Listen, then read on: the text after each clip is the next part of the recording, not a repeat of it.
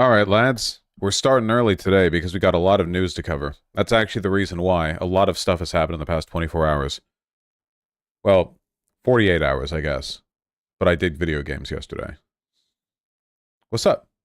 Check out my oversized shirt. We're bringing it back. And by it, I mean 1990s era oversized. Seriously, look where the shoulder seam ends. Crazy, right? It's very comfortable. Also, Discord servers went down. Yeah, Discord's having an issue. I don't know. I don't know. Oversized shirt is not fashion unless you wear it confidently. Um, Early, it feels late to me. I normally start an hour and a half later than this at night. Thoughts on Metro Exodus? It's good. It's a good game. Good video game. Good video game. Wearing his boyfriend shirt. Yes, I'm wearing a boyfriend shirt, but I am the boyfriend. Curious. I'm actually single right now. Spiritually, I am the boyfriend. To your moms is what I'm saying basically. Excuse me. Let me see. Hey, someone without fashion sense called. They want their shirt back. Hey, the dick sucking factory called. They want their prize employee back. They're asking why you're late today. Thank you. Excellent. Just had a bunch of hot sauce in my food. Gotta gotta wake up. Gotta get strong. Oi, oi, oi, oi, oi. What's going on today, folks? A lot of things, as it turns out. I don't even know if I can show this on YouTube. Like, genuinely, I don't know if I can. From the Daily Caller, reporting for once on stuff that I care about and agree with. Exclusive. Senate staffer caught filming gay sex tape in Senate hearing room. Graphic. I don't think I can show even the censored images that they've provided. I don't even think I have leeway for that. No. Oh, okay. Here was sort of hold on. What do you think of this, guest? Thank you. Wait. There we go. He says based. I don't even think I can show the censored images of this. Can I? I'm not going to. I'm not going to risk it. Okay, I'm gonna link what I'm looking at right now, okay? And you guys, if you're in chat, you can look at this, and you can look at it. There you go.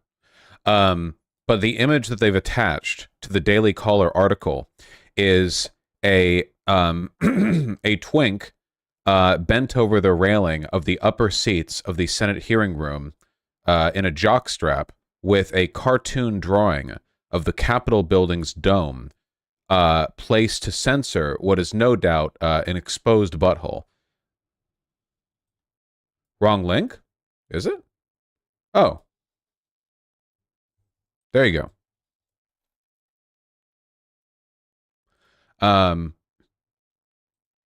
Oh yeah, the first link that I linked was the guy who did the 3D model of me that rotates in my opening. Somebody asked for it on email.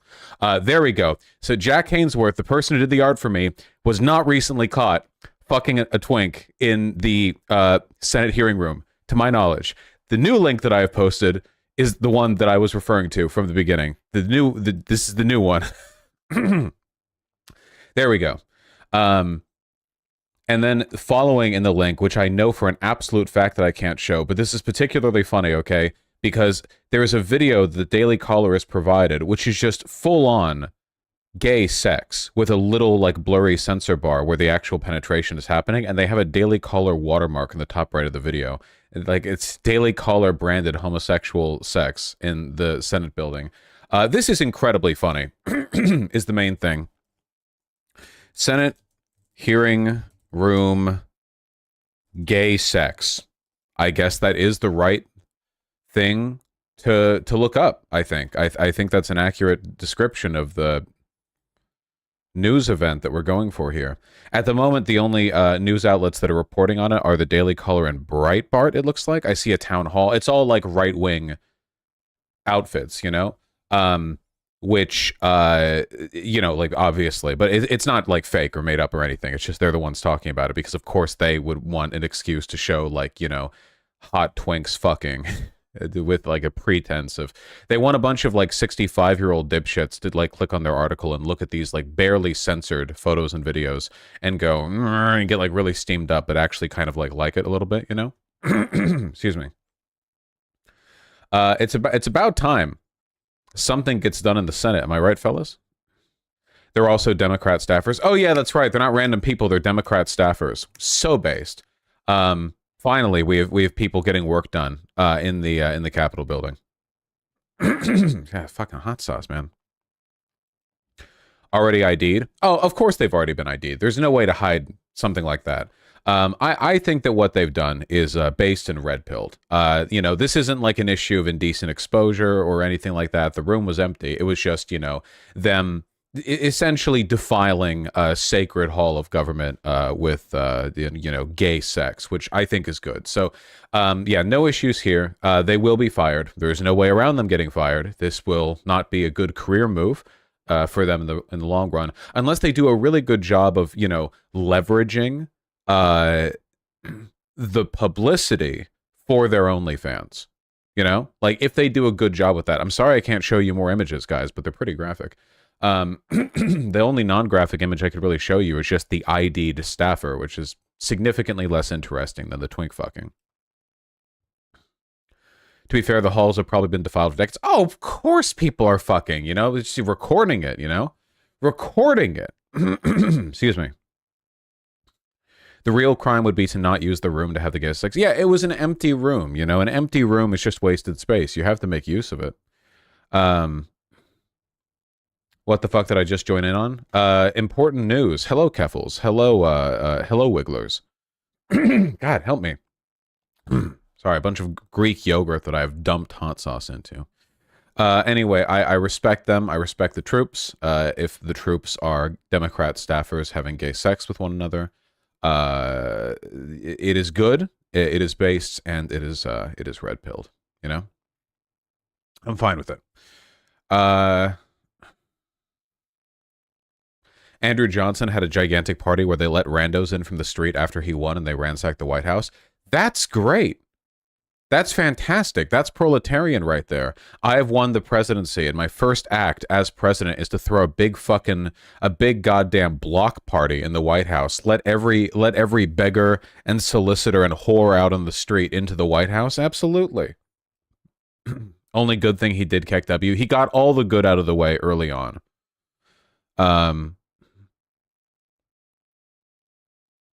Is this an emergency stream? No. A leader should be that beloved, TBH. True. God help me. That was Andrew Jackson, not Andrew Johnson. For what it's worth, I was just repeating the mistype of the person who typed it. But yes, I did not issue a correction. Oh, man. All right.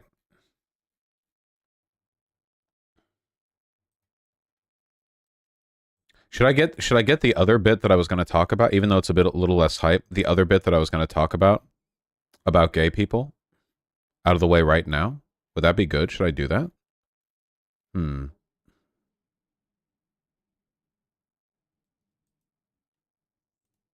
Yeah, I guess I should.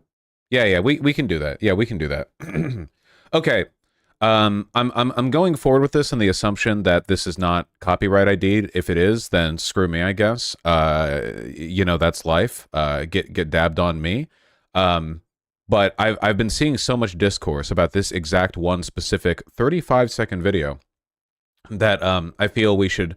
I'll just get my thoughts out of the way on it. You know, it's a thing that comes up a lot, a weird amount. Okay, so there's this content creator called JoeCat. Everyone already knows this video is, don't you? So for the 1% of people who are watching who have not heard or seen this video, then I guess so some people in chat don't. Oh, that's okay. That's incredible to me. We walk in different circles. That's fine. Okay, so this guy is remarkable. As everyone has said before, I'm not new. I haven't invented this, you know. This guy is gay for women. He's a guy and he's gay for women. It's crazy, you know. It's crazy the kinds of guys they'll invent. We'll watch the video, okay? Hold on. It's, you know, by the way, some people sort of like initially, I think, are going to cringe at the video because it's sort of overly earnest. But I would invite you to be strong and not cringe, because you probably agree with the subject of the video. You know what I mean? I think it's quite cute, personally. If it's cringe, then it's free, okay? I'm playing it on my politics channel. Let's go. Sad that there's no muscly girls in here. Well, I mean, yeah, but, you know, sure, I like to joke around and I'm doing talk it. about how, oh, I'm strong women The all cute the little time. cat But ears. that's not the only girls I like. I like big girls, pretty kitty girls, really witty Dance girls, along. singing ditty girls. I like the leggy girls with the nice thighs. I like a good chest, no matter what size. I like the belly folds, I like the six packs, really tall queens, and the short stacks. From the mild girls to the wild girls. You got style girls, make them round girls. See, a lot of people have seen it. Yeah, I just really like girls. That's the video. See, that's not that bad. Okay, why are we talking about this? Okay, this video constructs, there's so much discourse around this video that you wouldn't believe. No, it's not a new video. This isn't like new discourse or whatever. This keeps happening over and over and over again. And the joke is like, oh, well, he's gay for women because he, in his heterosexuality, he acts the way about women that women do about women or men do about men. You know, if you've been online for any length of time, you probably noticed that, like, the way that women, that lesbian women talk about women and the way gay men talk about men is so different to the way that straight men and women talk about each other, right? Like, there is such a colossal difference in the attitudes that are taken there. And there's, you know, I'm generalizing, obviously, but like, you know, I feel like in a lot of cases when it comes to like homosexual relationships, you know, there's this like obscene, like rhapsodious obsession with the beauty and so on of the other. You can see a lot of this also in drawn pornography, I feel, where there's just so much more, I guess, reverence for the other or the attractiveness. Reverence that is kind of seen in this video, I think, with, because, you know, this guy likes girls, right? That's what I'm noticing when I look at this. He likes girls. He said so. But then with men and women in like a straight relationship or like the heterosexual dynamic, there's a lot more like hesitant, I guess, game playing where there seems to be an almost like built up mutual resentment sometimes because both rely on the other in a way they don't necessarily like. And there's a lot of like compulsive heterosexuality discourse that can be found in that. It's not exactly like crazy and innovative and revolutionary to say that a lot of guys do the whole like the wife, the ball and chain thing. Like, how many guys, it's not as common these days, but I'm pretty sure that for a long period of time, like the default attitude that culturally it was kind of accepted for guys to take towards their wives was with this like beleaguered, like, oh, they're an extra child that I have to take care of. It's my job to manage the affairs, and like, but they still limit what I can do, and they're a restriction on my freedom, and so on. And a lot of straight women just do not seem to like men that much, to be honest with you. Like, they'll have sex with them, and they seem to like care a lot about the idea of having a big like Disney storybook wedding. But there are a lot of straight women whose attitude towards men does not, like, a lot of them don't seem to be attracted to men in like the same way that a lot of men are attracted to women, you know? This is why I don't care for that. You ever heard that, like, men have a more visual kind of attraction and women don't? Bullshit. I can't stand that. For one, it's not a man-woman thing. It's a dominant-submissive thing. For one, let's be clear, okay? But second of all, it always seems to kind of like implicitly underscore the idea that women aren't supposed to find men attractive. You know, that like women are supposed to kind of like endure or maybe like enjoy the emotional components of, but not really the physical components of like literally having sex, which is insane. And I feel like this is a relatively common mentality. I know that it's not so much for like younger people these days because gender norms have shifted a lot, but I do genuinely feel like there is still kind of like a lingering issue there because this guy gets bullied a lot. He got bullied after the video came out. In fact, so much so that his girlfriend posted a comic where she was like, oh, okay, stop arguing with people online, let's have sex or whatever. And people still make fun of it. You know what I mean? Which is wild because the only thing he's really doing, I guess, is saying he likes girls, which a lot of people like girls, you know?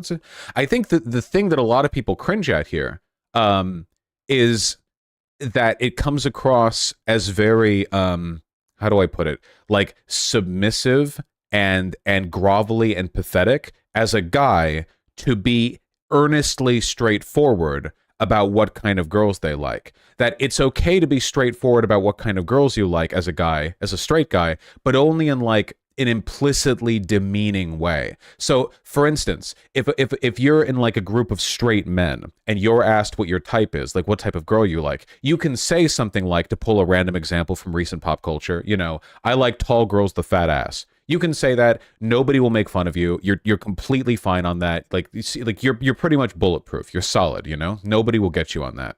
But if you do like, I don't know, if you do this like overly earnest, genuine, sincere, like, oh, there's so many things about women that I like, blah, blah, it comes across a little, I don't know, gay, and people will make fun of you for it, which is weird because you're really like advocating for a, you're putting forward like a much more direct interest in women than the other example. You know what I mean? So does anyone like wonder why that is? This is basic feminist theory, but the basic idea is that in heterosexual pairings, the relationship between men and women is codified as one of power primarily, where they have roles in their respective genders and they have expectations to live up to. And one of the ones that the man has to hold up is the idea of maintaining control over the woman, you know? And control over women means not just over any specific woman, but also control over the idea that women can control you, right? You don't want to indicate that you are vulnerable to women manipulating or using you. And one of the ways that women manipulate and use you is by leveraging their attractiveness and their sexual desirability. You know, this is where you get the idea of women being like seductresses or sirens, the idea that their sexual attractiveness or their sonorous voice or whatever else is a weapon that they use to manipulate men. Now, do some women do this? I mean, yeah, like, sure. And there are plenty of hot guys who abuse women, too. That's not really like, yeah, sure. Attractive people get away with more than ugly people do in a lot of cases because that's, people are weak. What are you going to do? You know, it's not good. But I feel like that's a pretty, you know, there's a lot of tit for tat there, you know. But I don't think that women resent attractive men the same way that men resent attractive women. You know, like, I think that some guys, not all, not most, but some guys hate attractive women. And when they see attractive women, they see somebody who is, by default, manipulating others by leveraging their appearance. There's like a resentment there. Like, you know, sometimes it's, oh, you know, the way you use men. And sometimes it's like, oh, how dare you look like that but not be mine? And the kind of like, you know, possessive, like domineering, you know, Archduke Frollo, or what is he? Archduke? No, Archbishop. What was his title? For, you know, Hunchback of Notre Dame shit. Judge? Didn't he have an arch before his name? Was it just Judge Frollo? Oh, okay, whatever. Yeah, in that kind of shit, you know? So I think that, again, people see a video like this, you know? And it's like, wow, the way he likes, see, you know, like he's putting himself in like a submissive position to them because the way he expresses interest and affection. Hello.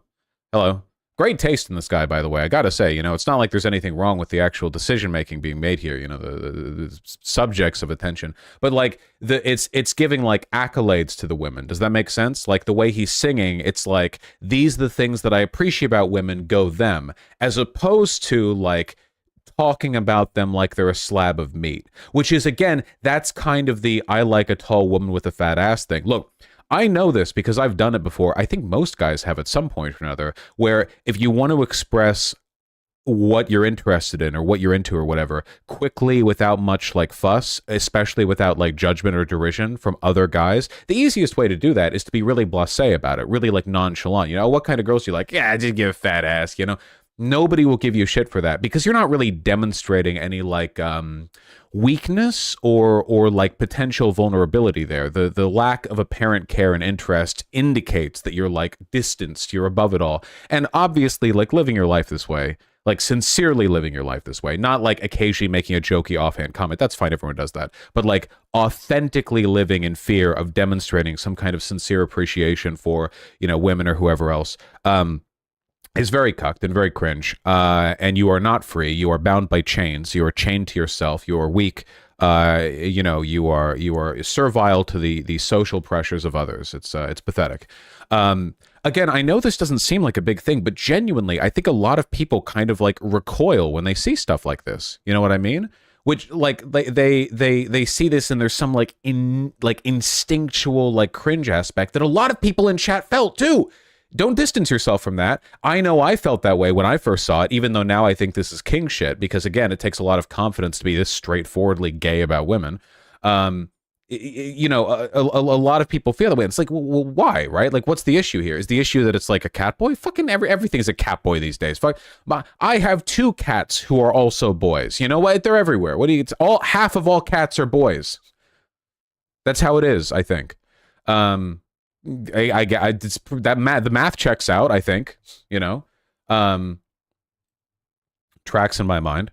But a lot of people, you know, Vosh, I've watched your content for too long. This doesn't cringe me. That's good. I think that's good. I think that seeing earnestness in other people and cringing at it is weak boy shit. I think that makes you weak. I think it's pathetic. But it's not just earnestness. Because if we saw a video of a person being very earnest about something else, like woodworking, it's something as innocuous and masculine coded as that, by the way, like some guy doing it, but like I really like, you know, I love the way the da-da-da or that, you know, whatever. I feel like people would react differently. Maybe if the way he did like a little show tune, it comes across as gay or whatever, you know, here he's explicitly saying that he likes women, you know, you can be a gay woodworker, I guess. But I don't know, I just feel like people just kind of get uncomfortable with this, you know? I don't think that earnestness being cringe has to be normal, Linkard, and I think there's something more to it here. I think that it's not just the earnestness, because even if this was slightly less earnest, the very straightforward acceptance of the degree to which he likes women broadly would still be treated by some as a kind of innately submissive or homosexual trait. Even I'm still calling it gay for pussy, you know?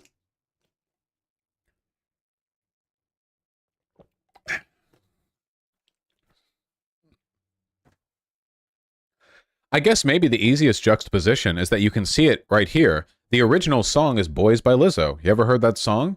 It's just Lizzo sing. It's the same song. He's doing a cover of it basically with the lyrics changed. The original song by Lizzo is her. Hold on. Boys, Lizzo, lyrics. I like big boys, itty bitty boys, Mississippi boys, inner city boys. I like the pretty boys with the bow tie. Get your nails did, let it blow dry. I like a big beard. I like a clean face. I don't discriminate. Come and get a taste. From the playboys to the gay boys, go and slay boys. You my fave boys. Great. A fine song. Good music video too. I didn't really see people cringe at that, even though she's doing the same, literally the same, identical, the same thing for guys as this video is for girls. Maybe that's because people kind of just assume women are more emotional and therefore like them being overly earnest is more okay. Maybe it's because her earnest interest in guys is like taken for granted, so it doesn't seem weird that she would express it directly. I don't really know. All women are naturally gay. Yeah, that is true, you know? That is definitely true.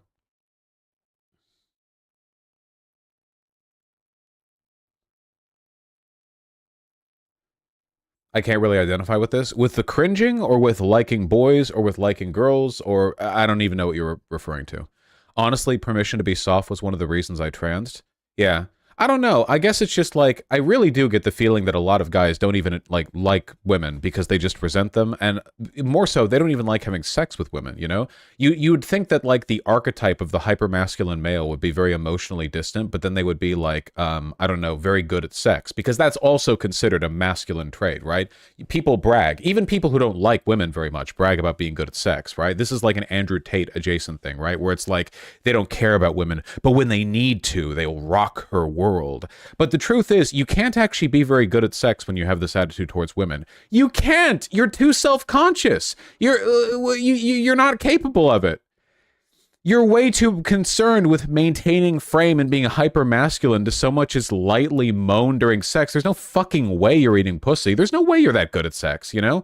At most, by good at sex, what you probably mean is you're a porn addict and you can't come from penetrative sex because you masturbate with too hard of a grip, so you just last for 3 hours. Like, If that's what you mean, you know, the whole artifice of like masculine sexual conquest breaks apart if you're not willing to be a bit gay about women, you know? That trope, that archetype of like the guy who's really distant but then he rocks your world when he fucks you, total bullshit. Total bullshit. Absolute fucking bullshit. Emotional earnestness and straightforwardness and like sincerity in the day-to-day world is what you apply holistically. The idea that it's like masculinity is suppressing it in one element, but then somehow releasing it in another that's bullshit, you know? Complete bullshit. Yeah, I don't know. I think more people should be gay for women, ideally. I think that would be okay. You know, I think that'd be cool. It's just kind of weird. I don't know. I just see this discourse come about over and over and over and over and over again. Vosh, there are plenty of songs where male singers go on at length about the specific ways that different women make their peepees hard. I think the difference here is that in those songs, it's always framed in a dominant and possessive context. Yeah, that's exactly what I mean. You can get away with earnestness as long as it's about you controlling the women. You know what I mean? Like, there are plenty of hip-hop artists who have written songs where they are very earnestly talking about, like, degrading women or, like, they like these sex acts or whatever, and people don't seem to care about that, or they don't think that's an indication of some kind of, or talking about women like they're slabs of meat, and they don't look at that and go like, oh, wow, it's cringe how earnest they're being about the way they like women, because all those come across as domineering, whereas this comes across as, I mean, he's literally kneeling between them with his hands clasped. So, you know, it certainly doesn't come across domineering.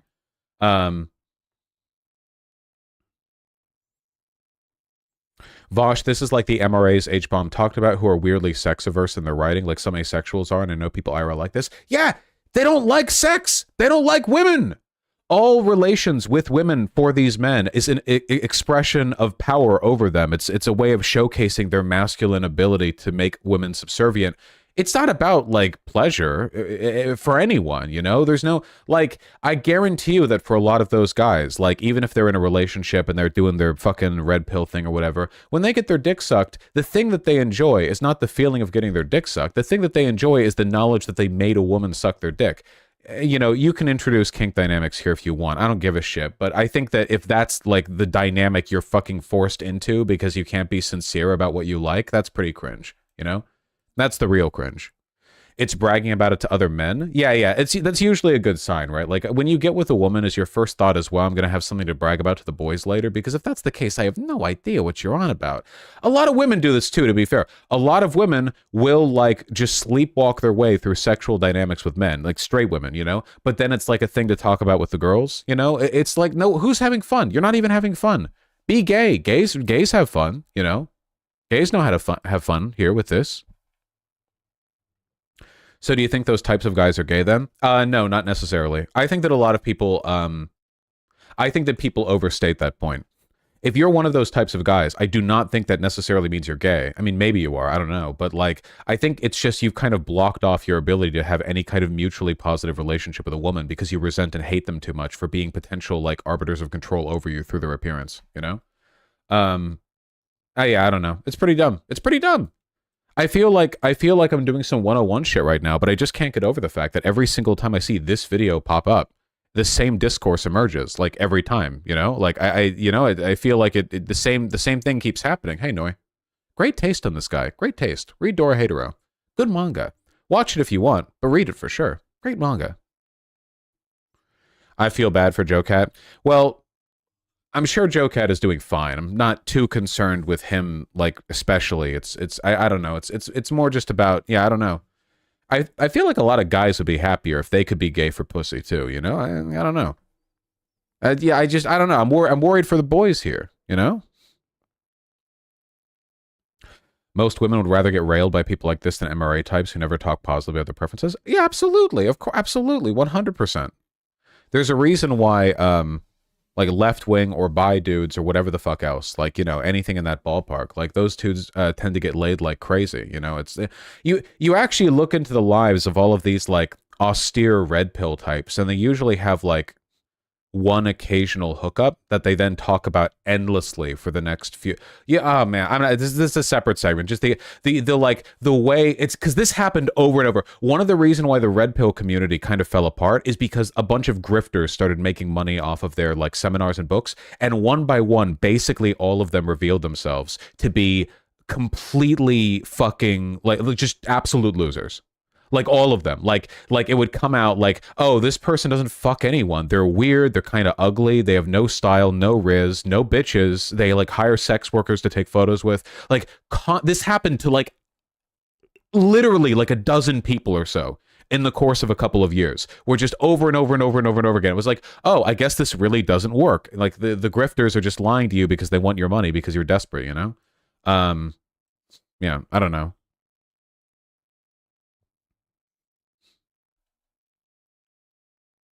Look at the quote tweets from that video. It's just big accounts that are not even right-wing trashing on it. Everyone trashes on the damn video. Everyone trashes on it. Like it's not just right-wingers too. Left-wingers will trash in the video too. They will. It's a broader cultural issue. I think it's endearing and amazing. It's objectively endearing. It's just like, I don't know. A lot of people bring their own like pent up feelings to it, and it's weird discourse all the time.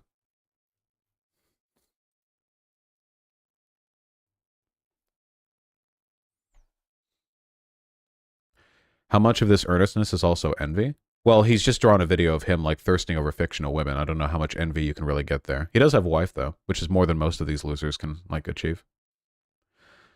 I saw a bunch of leftists trashing on it for objectifying women. Okay, well, you know, lefty's gonna lefty. Sex negativity packaged as like feminist aversion to the male gaze is not exactly like a new trait, you know?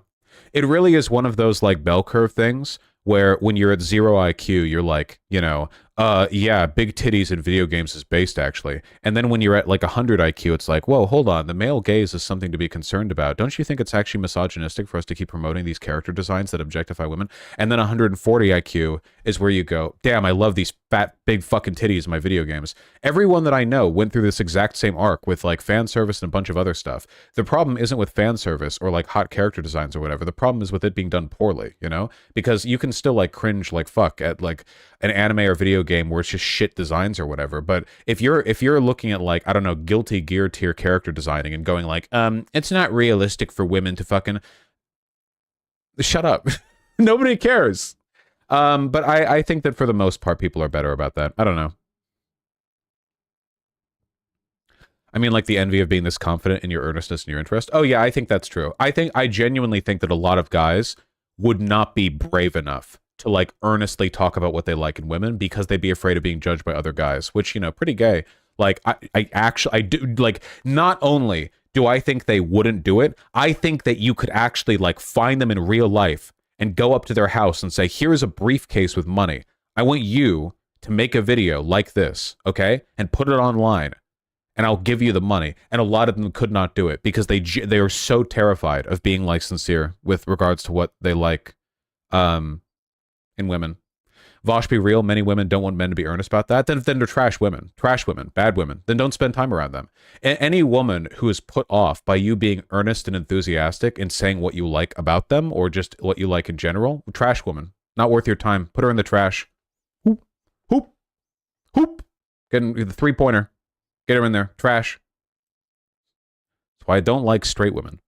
I've had to distance myself from women like that. It's all straight women. I need to talk more shit about straight women, you know? You know how people will say white woman in their memes when they really just mean woman? Like, they'll say white women be like this, but they really just mean women. When I say straight women, I mean straight women. You know? I'm not saying it's all women. When I mean women, I'll say women, you know? I mean straight women. Vosh, don't become Summerton too. No, I'm hitting him for what's real, okay? Not some weird fucking serial killer obsession bullshit, okay?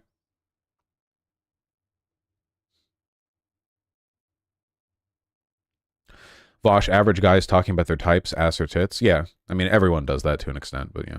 Does this include straight trans women? Yes.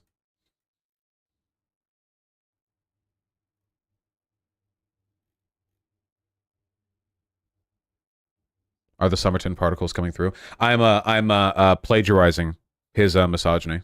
Thank you.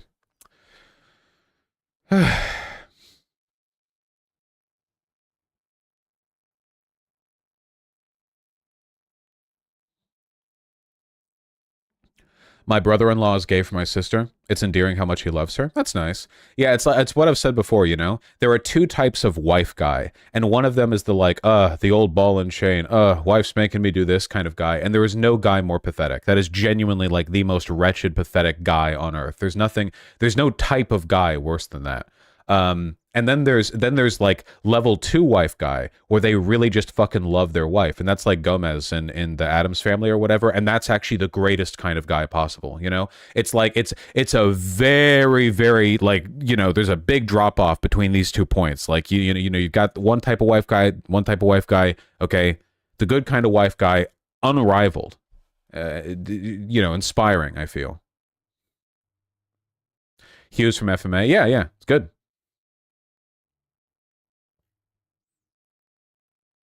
What about non-compete? Non-compete leads more towards the former. He doesn't do the ball and chain thing, but like his my wife thing is more like him. He's always defending his wife in like a cringy stand-in kind of way, and that's always pretty weird. Do you believe in conversion therapy for straights? I believe in a better kind of straight person, is what I believe in. Okay?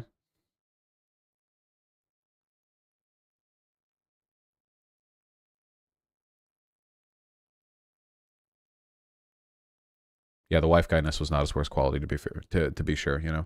Doesn't it just feel a little bit fucked up? Like, just, you know, like if you're a straight woman or a straight man and you want compliments on how you look, that the way to get them is to go to either gay women or gay men respectively. Isn't that weird? Does anyone else find that weird? Like, this is very much a het dynamic thing. Like, when women want compliments on how they look or assessment or whatever else, like they go to women, and men for gay men, like that's where, because straight women don't compliment straight men that much and vice versa. So it's like, it's all the fucking game. Platonic or otherwise, you know, I just mean like they can't fucking do it. It doesn't, well, whatever.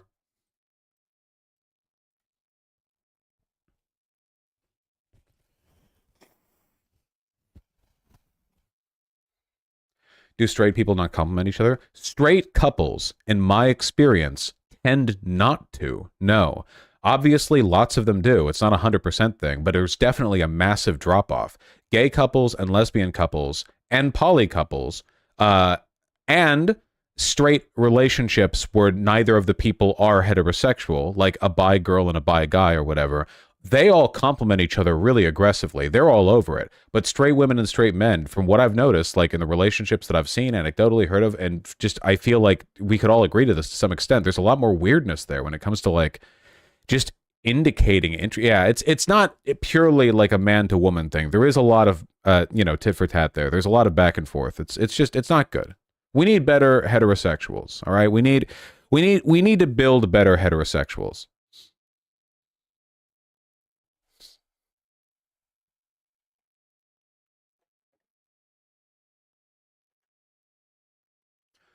It's also not purely a heterosexual thing, in fairness. A lot of guys, for example, just literally cannot compliment if it's not like a sex thing. It's very weird. I'm scared to give compliments, Vosh. What if I come across too strong? I don't know. I mean, what situation are you giving compliments? If they're your partner, what do you mean? You can't come off too strong complimenting your partner, right? I mean, I guess you could, but how? Like, do you mean like a date? Like, what do you mean? Compliment their dress. I don't know. I believe in you.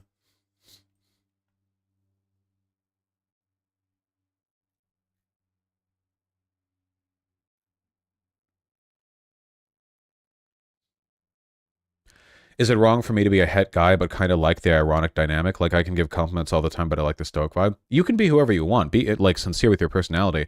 I will note, however, that as I've gotten older, the coolness factor of like the calm, cold, stoic person who doesn't say much has dropped off to like negative a million. And my appreciation for people who can be like, you know, straightforward, upfront, friendly, wear their heart in their sleeve, all that kind of shit has risen like 50 billion points, you know? Like massive, unbelievable shift there. I'm not saying that means it's bad to be stoic or whatever, but you can tell when a person's being a tryhard about it, and it's not a desirable aesthetic, I feel. Oh, thank you, Pepula G. I'll check that out soon. Thank you very much. I really appreciate that. I don't think that's a you thing, Vosh. I think culture has shifted there. It's just not a nice thing to have to deal with. It's like a lot of guys make terrible friends. Almost all of my friends are chicks or non-binary people. Fucking not guys. People who aren't guys. You know, I'm not conceptually opposed to guys. I'm a guy even. It's been known, you know? But like, holy shit. They can't even fucking, no compliments, no sincerity. Everything's couched in irony. No reliance on people. They can't like say anything directly. It always has to be 50 fucking jokes because they can't bear the idea of being like remotely sincere. Holy shit, dude. Get over yourself. What the fuck? Oh my God. I'm not saying you need to like coddle me or anything. Like you can do whatever. You can be a little mean. I don't give a shit. Friend who's a little mean, that's fine, you know? But like you have to be at least a little sincere. You have to. You can't. Not everything can be couched in irony. It's not allowed. I love cuddling with you. There you go. Too strong, Vosh.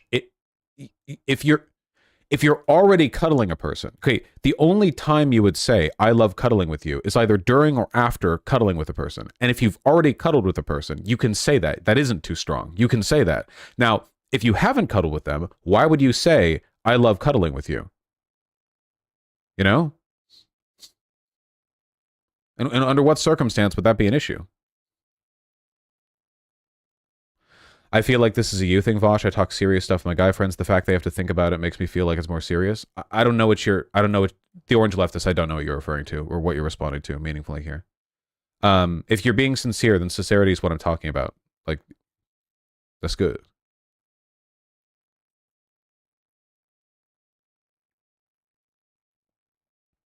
Yeah, Lone Ground, that definitely seems like it's less likely, but you know, whatever the case.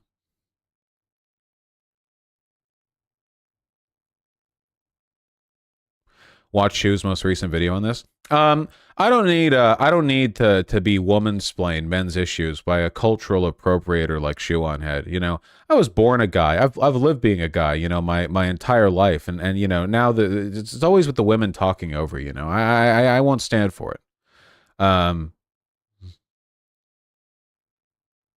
Stoic guys just want to be cuddled. Okay, this is another thing that really fucking gets me. This really fucking bothers me, okay? You know how, generally speaking, when two people are cuddling, it's usually the guy, or if that's not available, or if there's two guys, the larger person who's like the big spoon or whatever. But that has led to like a bunch of fucking memes where guys are like, 50% of the time I'm stoic, and the other 50% I want to be the little spoon or whatever. Which gives me like, what's the term? The ick? So fucking much. You all realize that when you're cuddling with a person, both people get to be the big spoon at different times. There is no fucking relationship where one person is always the... What if you want to turn? Like one side gets to work. Everyone does that. Which makes me wonder, are like straight heterosexual couples existing in a dynamic in which it'll literally be like if the guy is turned towards the girl, they'll cuddle, but if the guy wants to turn around, he'll like separate and lay separate on the other side, and the cuddling ends because she couldn't cuddle him from behind as the big spoon? Is that a thing? Is that a thing people do? Because I don't know what else to take from the implication of like, oh, sometimes guys want to be the little spoon. Yeah, I always want to be the little spoon when it's time for me to turn because one side is too warm. The thing that everyone does while trying to sleep. Again, maybe I'm reading too much into this, but it really makes me wonder if like cuddling is being done conditionally on the assumption that you're facing towards the... I have no idea. I have no idea. I don't understand. I don't understand. Genuinely insane. Like it makes me like uncomfortable to think about. It makes me like, do they separate? Like the guy's like, oh, sorry, I want to turn around, you know? So he like moves away from the chick and then turns like a foot and a half away from her.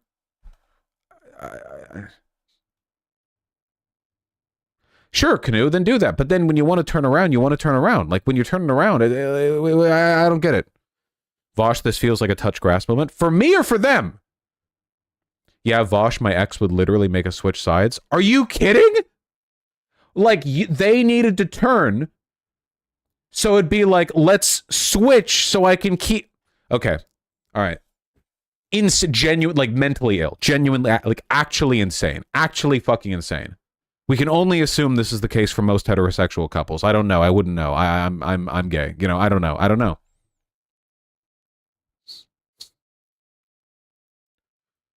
Unbelievable.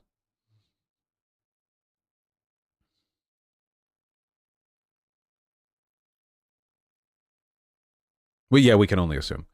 Flip over without letting go of her. Yeah, just yoink, just like suplex her over to the other side. Yeah.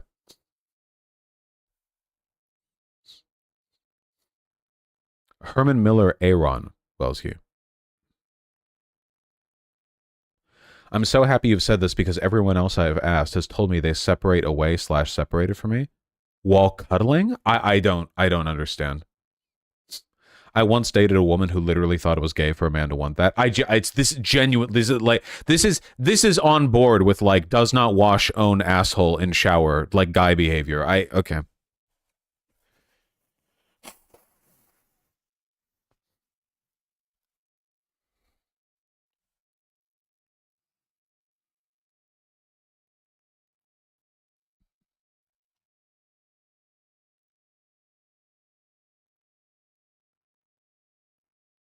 It doesn't help that women also enforce it, lol. Straight women? Okay.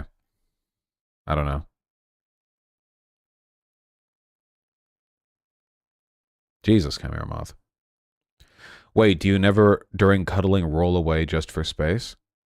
If I just wanted space, I could do that while facing the partner as well. There's a difference between just wanting space and specifically, like, never letting them be the big spoon, because whenever you turn away, they can't, like...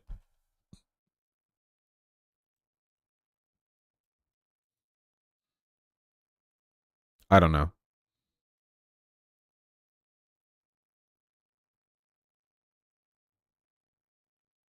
Okay.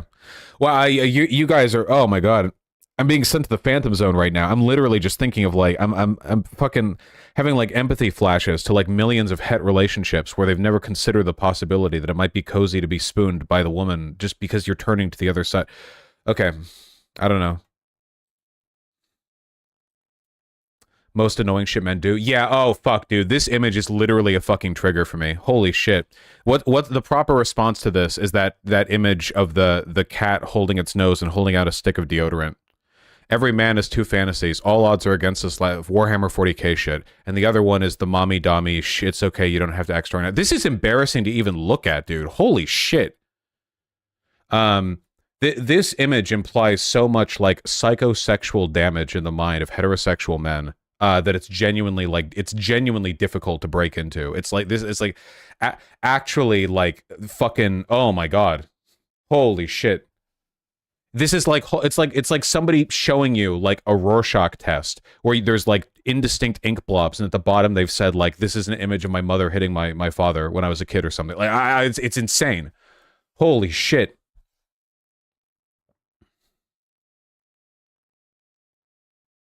Why does this feel like it has religious undertones? This is a very conservative image, so I can understand that. Just came back from the restroom. Why are we looking at a serial killer's diary? Yeah, thank you.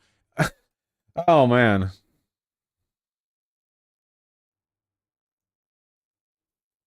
God.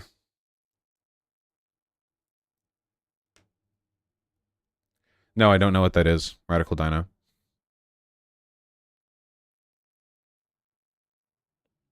Is that the trans shooter's diary? No, this is a straight man thing. I'm sorry.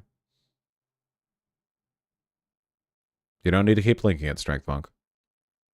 You look like you saw a ghost and are contemplating theism. Religion only makes this problem worse, I'm very sorry to say.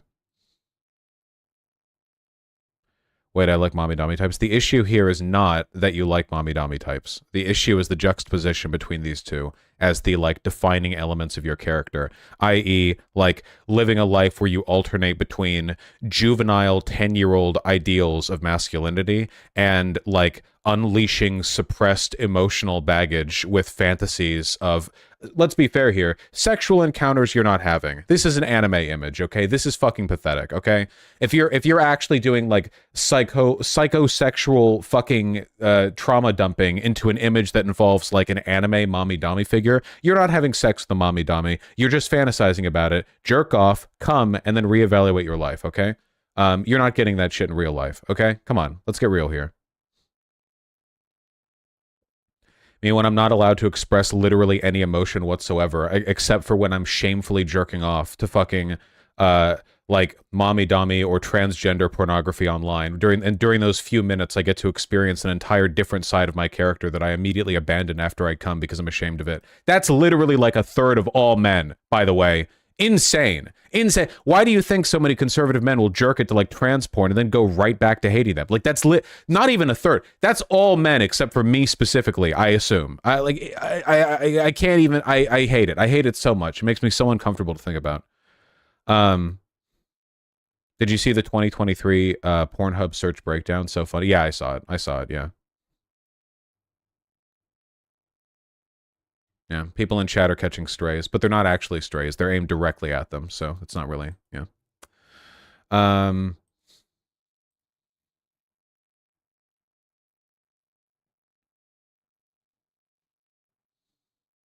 believe in you, the orange leftist.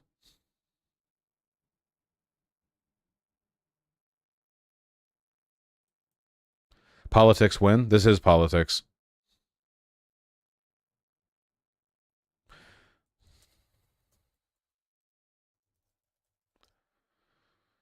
Year in review 2023, Pornhub Insights.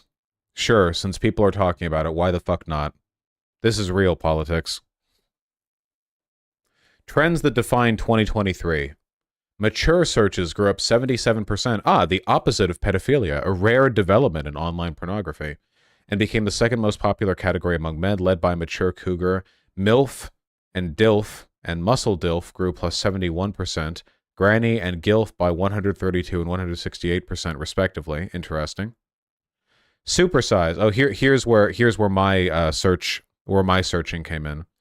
The terms big, bigger, and biggest grew by 177%. Huge hits, huge cocks, dildo, 67. Even massive searches were up. Big boobs expanded by 78%. 78%? They already were big. And big booty was 83% bigger. Big tits grew 31. BBW 24. Big ass, big dick. Top trending search Android grew 1,689%. Okay, so this is Silicon Valley, like Tesla, Elon Musk fanboys. Sex robot, 3D robot, 304, 88. NPC searches were up 1,541%. This is because of that TikTok trend, where the girl, ooh, spicy, yum yum, or whatever, like that. Actually, doing a porn video like that would probably be pretty funny, right? Like, there's probably a lot of, you could do like a really funny bit there, I imagine. Uniforms. People have always liked uniforms. Search for uniform grew by 243%. Yeah, a lot of that. What searches went down is what I want to know. Sexual healing. Worldwide therapy searches were up 344% this year. Yeah, sorry, BetterHelp is too expensive. Real therapy is too expensive. Better go to fucking Pornhub for my, yeah. Physical healing led the results, such as massage therapy. Okay, well, massage therapy and therapy mean very different things, right? Foot therapy, right, of course. Massage therapist, sex therapist, even personal trainer grew, of course. Most searched for terms of 2023. Hentai, really? And that's 2 years running at least? That's what people are going on Pornhub for? Those awful fucking animated... Actually, they've probably gotten better, right? Because of, like, SFM porn? The only, like, animated pornography that used to be on Pornhub or whatever else were, like, very bad uploads of those old, like, early 2000s or earlier drawn, like, porn studios from Japan, and they were all terrible. They sucked. They were horrible. So maybe now there's more, like, SFM porn? Like, yeah, Blender stuff. Blender stuff, but, like, yeah, like the Overwatch girls or whatever. Because those look good. Right? I don't know. Hot take, Pornhub started banning certain search terms that are along problematic non-consensual lines. The people searching those had to switch to something. Well, Pornhub also got rid of all non-verified users on the platform when they posted, so they probably wanted to cut down on, like, everything sort of, like, dicey, I guess. It's one of the reasons everything is stepbro and stepsis, right? Because they don't want to risk obscenity laws by having people do, like, role-playing actual incest. Which is such a stupid workaround. It's still incest if it's step-sibling. Like,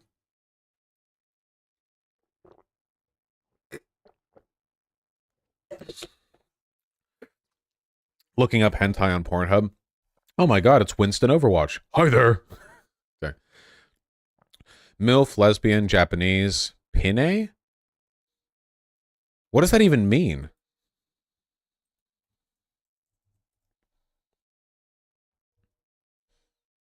A woman of Filipino origin. Okay. All right.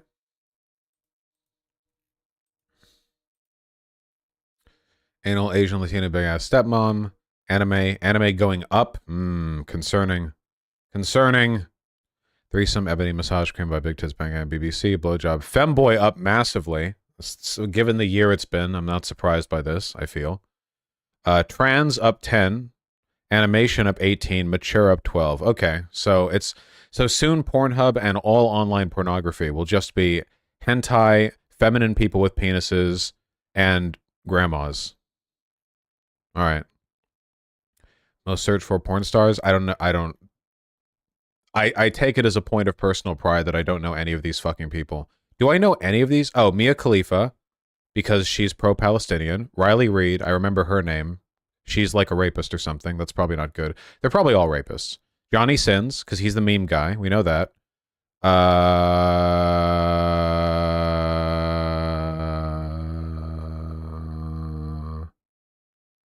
Adriana Chechik. Wasn't she the one who broke her back in Twitch? On Twitch? The TwitchCon? Is she minus 10 because the back break got her off the algorithm? That's kind of sad. I don't know. Most viewed amateur models. Keep getting worried that I'm going to scroll down to something not safe for work, but I know I won't. Yeah, I don't know.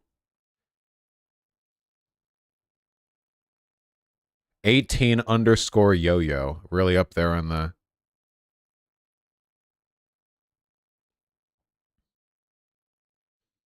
Okay.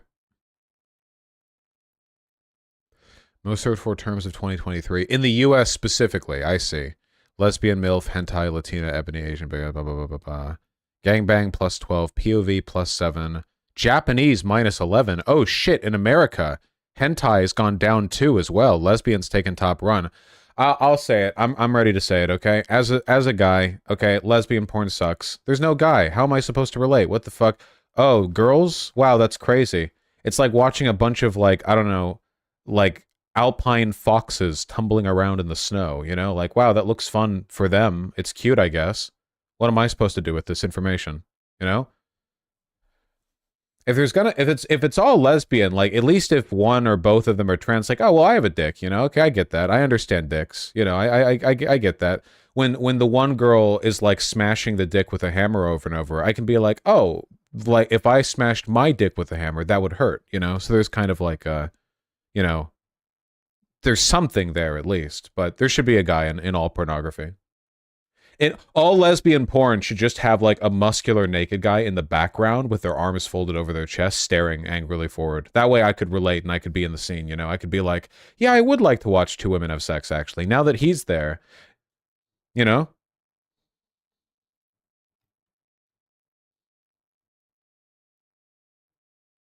What was I looking at? Oh, yeah. Oh, cheating up +9. Mature up +9. Damn. Oh, yeah, here's what I saw. Yeah. California Asian stepmom. This is 100% because of all of the fucking, like, Chinese exchange students who come over to, like, dominate at UCLA and Berkeley and everywhere else, okay? Sensual sex from my state? Gay. Gay. Oh, man, what? Like, what, you're on, like, a hammock and you have, like, hemp oil? Ugh, God. Nudist. Fucking hippie states. Fucking hippie goddamn Alaska sex doll. Ah, that makes sense because there's no women in Alaska. Isn't the... Hold on. So of course they'd be into the sex dolls.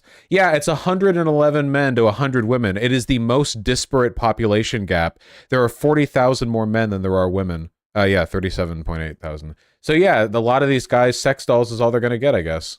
Or they could be gay, but you know. Oh, imagine how much I complained about them when I was there, SMFTX. SFMTX or whatever combination of letters there is. Arizona, car sex. That's a fine category. You're in close proximity, you know. Vegas in Nevada. Like, I guess. Yeah, sure. Delray, BDSM, goth in Wyoming. I respect that. Utah Mormon. That makes sense. Native American in New Mexico, that makes sense. Colorado femdom, it's Colorado, again, that kind of makes sense. North Dakota, loud, wet sex. Plap, plap, plap, plap, plap, plap, get pregnant, get pregnant, get pregnant. That's great. North Dakota really giving us a real one there. South Dakota, shower sex. Fun to watch, not that fun to do. I mean, you can have fun with sex no matter what, I guess, but this is generally speaking of fucking... You can't hold a person up because the floor's slippery, you know, the lubrication gets washed off by the water. It's a whole thing. Rub. From Nebraska. Rub. Kansas, close up. Oklahoma, sex dick. That's pretty true. I agree. I'm always looking for this. Texas, creamy. Yeah, you want it, you know, like mac and cheese. Minnesota, tickling. Oh, like that documentary. Iowa, cartoon porn. It's probably popular everywhere, you know. Missouri, transformation. Transforming into a person who isn't from Missouri. I can see the fantasy. Ass to mouth. Arkansas, getting real freaky with it. Louisiana, big black dick. Incredibly unsurprising from Louisiana. Not even remotely shocking. Mississippi, furry, however, is very funny to me. The fact that it would be here and not anywhere else, literally the worst state in the union, that's the one. Hell yeah, dude. Absolutely, man. Hell yeah. Fuck. Illinois' ass eating. Good. Glad to know that Chicago is repping the union, you know. Wisconsin, swingers. I guess that tracks. Michigan, bondage. Indiana, chubby. Kentucky, bouncing boobs. Tennessee, giantess. Alabama, fingering myself. What? Why fingering myself? What do you mean, like chick masturbating videos? Like that specifically? Okay. Georgia, ebony, solo. Florida, fantasy. Ah, because that's where Disney World is. That makes sense. South Carolina, high heels. North Carolina, bubble butt. Virginia, smoking. West Virginia, nip slip. Is that what people are looking for on Pornhub, man? Looking up ankle photos.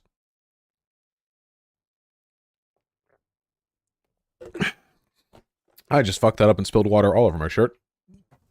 I was more full than I thought it was. Pennsylvania, big boobies. Hell yes. The fucking kings who type in boobies in the search window of your porn site. New York, body swap. Rhode Island, doggy style. Massachusetts, orgasm. Vermont, POV blowjob. New Hampshire, pierced. Maine, thruple. Connecticut, double vaginal. Oh, I skipped Ohio. Oh, small dick. Hell yes. Absolutely. Only in Ohio. Gat. But how are you going to get through the gat when you have a small dick? You ever fucked a girl who had a butt so big that it actually did make it more difficult to have sex with them? Because I did once with one person. Their ass was enormous. Enormous. District of Columbia, big ass cop. Considering the fact that District of Columbia is like majority black people being policed by a like especially bad and overbearing police presence, the idea of them all like getting hassled on the street and going back home and angrily Pornhub searching big ass cop is incredibly funny to me. New Jersey, Turkish. Okay. Delaware College, Maryland, glory hole. Fascinating. And Hawaii, Hawaiian. Why Turkish? I have no idea.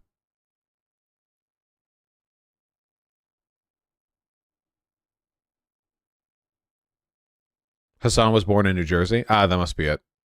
Top 20 countries by traffic. Oh, hello. Philippines rising up. You guys have more important stuff to worry about? United States are still the porn king. Porn King. Can we get this like weighted by population though? Maybe because I feel like if weighted by population, wouldn't France be ahead? Is this weighted? What's the population of France? 67 million, so like 1/5 of us? Wouldn't that mean France actually consumes way more pornography per person? Is it weighted? Yep, this is not weighted. Okay, the French are consuming more pornography. This would be way more interesting if they weighted it by population, dude. What if they're going through all of the like traffic stats and there's one like Pacific island with 4,300 people that has the same pornography consumption as like Chile or something, and then if you do it per capita, it turns out that they've got every one of them has like a fucking bot farm running 50 videos at Pornhub at the same time.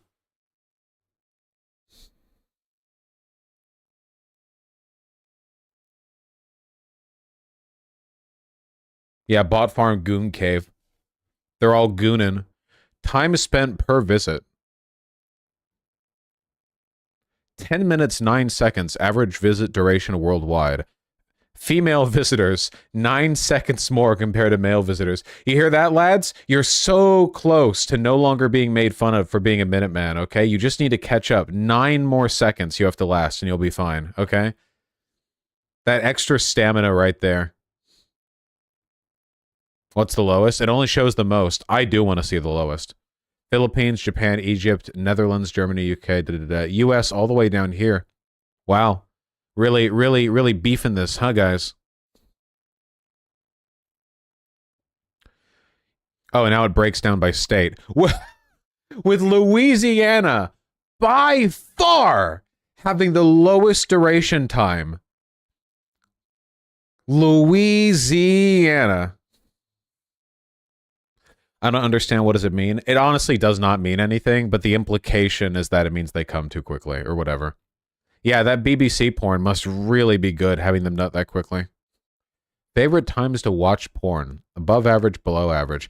You telling me you fucking pussies aren't watching pornography at 5 a.m.? Oh, that's well, what are you, sleeping? Not even real gooners. Not even real gooners. Weak. You could actually use this data really effectively to like optimize harassing somebody for jerking off or whatever. Like I could be first of all, if I stream on Wednesday at 5 a.m. on average, I have the most dedicated and like attentive audience. And then if I'm streaming at Monday at 11, I can turn to the camera and be like, stop jerking off and listen to me. And like a bunch of you will be like, fuck! Like you'll all freak out, looking right into your fucking soul, you know?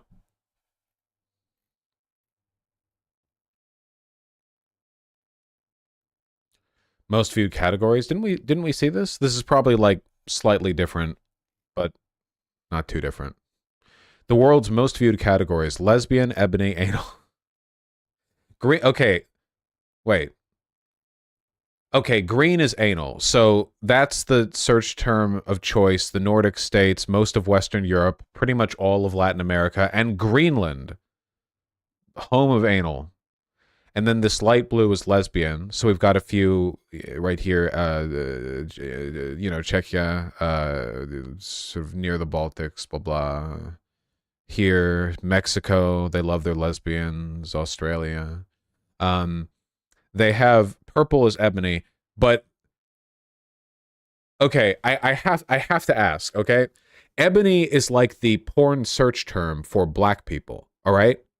What are they searching for in Africa? Like, because they're not typing in ebony. You know, I'm very curious on like the the technical. I feel like they would have had to compile a bunch of different search terms. It's not typing, it's the categories. Yeah, but aren't categories like regionally associated? Like if I booted up Pornhub in Nigeria, would it show me the same like default page on Pornhub as in America? It would? Wait, are you telling me that everyone in the world is going to boot up Pornhub and see, I don't know, like hentai? Like it's going to be just like the average, like here's like some hentai, here's some like white people pretending to be step-related people. Okay, that's very funny. Well,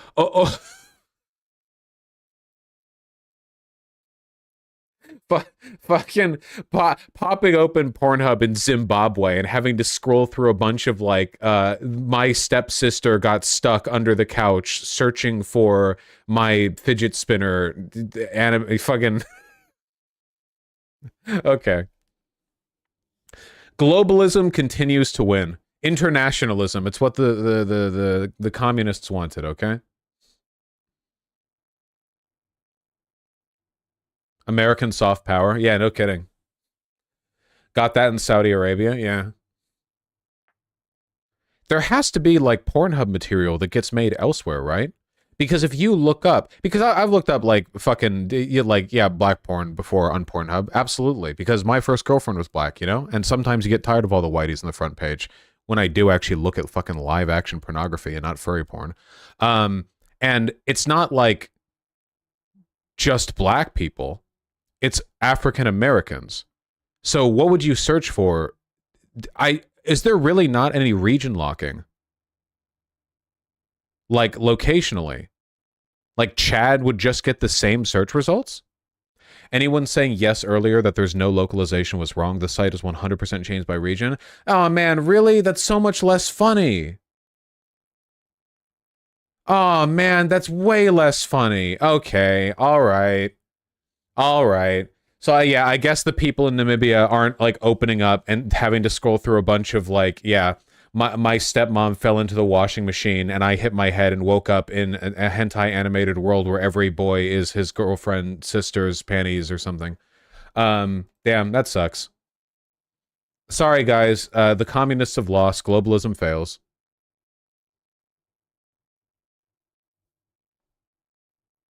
Why watch anything besides furry porn? Honestly. Okay. So then Russians, being racist, just have their own fucking ethnicity here. So that's cool. Reality in Kazakhstan and Ukraine and Belarus, I don't know what this means. Red is MILF, okay. Japanese are doing the same thing, but a lot of people look up Japanese. Arab world says Arab. Indian. Wait, Indian. Oh, Sri Lanka says Indian. Okay. Man, anal really is dominating, huh? The UAE as well. Oh, shit, you're right. Yeah, it's kind of hard to see. Yeah, do you think they have to search reality to cut through the fucking ocean of hentai? You know? Why does Afghanistan say ebony? Curious.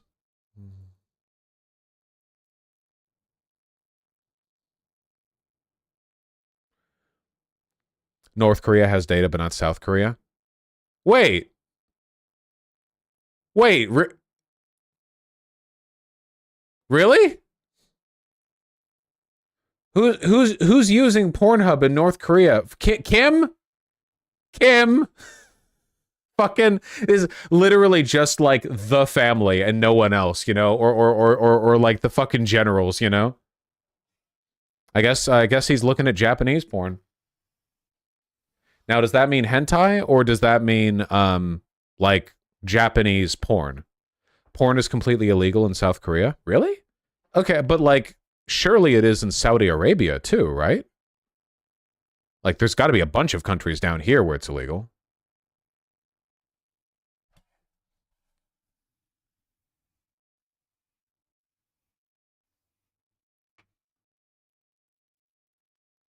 Yeah, we use VPNs to get by. Damn, that sucks.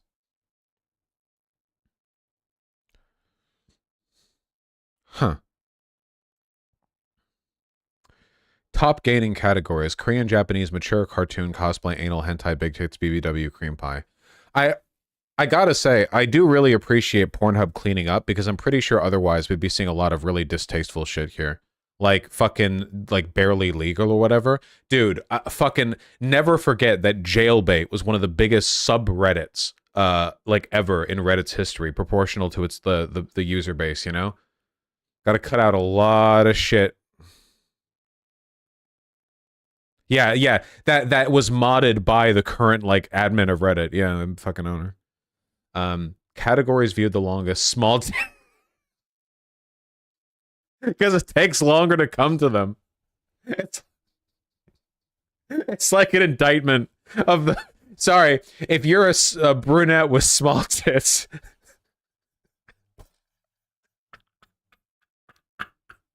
Categories view the shortest feet. Sorry, we're hacking the mind right now. We're optimizing for speed. Holy shit, that's so funny. Solo male and scissoring. Muscular men fingering fisting. Why do wait, are people coming the fastest to solo masturbation and gay videos? I think they are. What does that mean? What does that mean?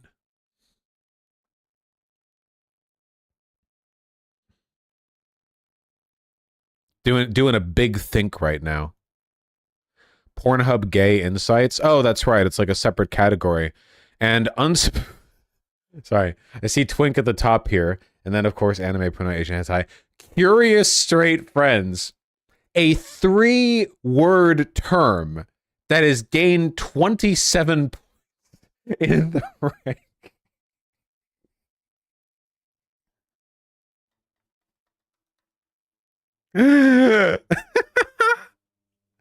Holy shit.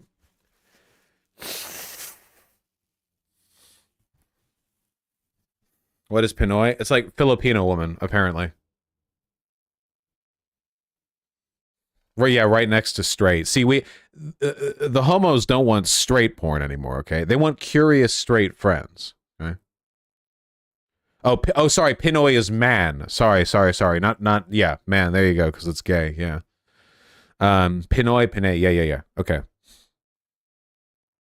Straight, furry, femboy, yeah. Black Korean, BBC, massaged, big dick, glory hole, cruising, yeah, okay. The enormous curious straight friends leap is very, very funny. Gays really be doing toxic masculinity with how powerful converting straights must feel. To be fair, considering how many guys, especially in like repressive regions, come out of the closet by initially being the curious straight friend, I don't think it's quite the same.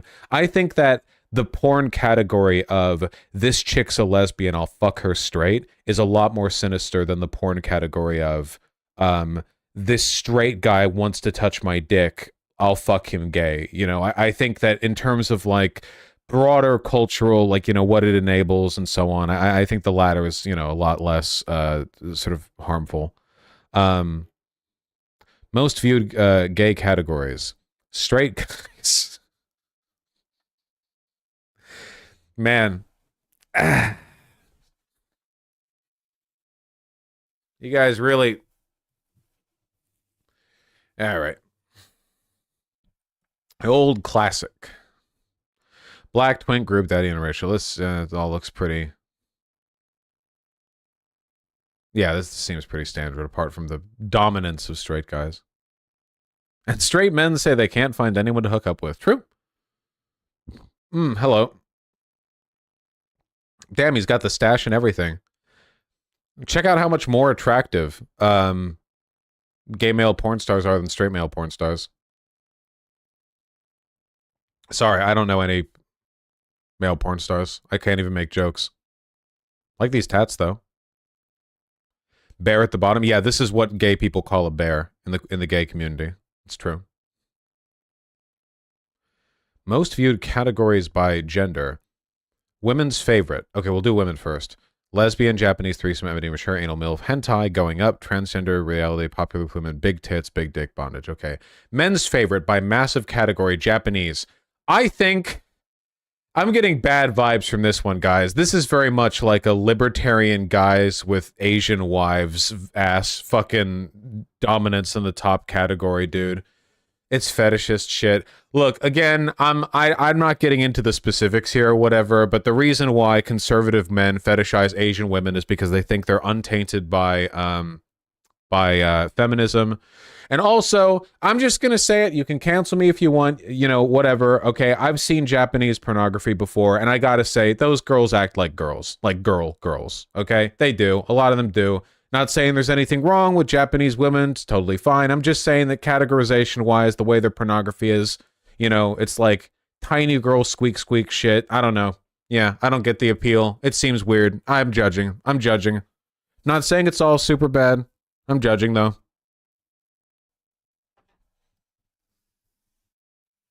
Number 2 for women as well. Yeah, well, you know, women are terrible. Viewed more by women compared to men. Scissoring, transgender. Whoo! The turf lie destroyed yet again. Women love the transgenders. You hear that? Trans women? Anytime somebody says, actually, did you know that you're repulsive to women and to lesbians and so on? The data suggests otherwise.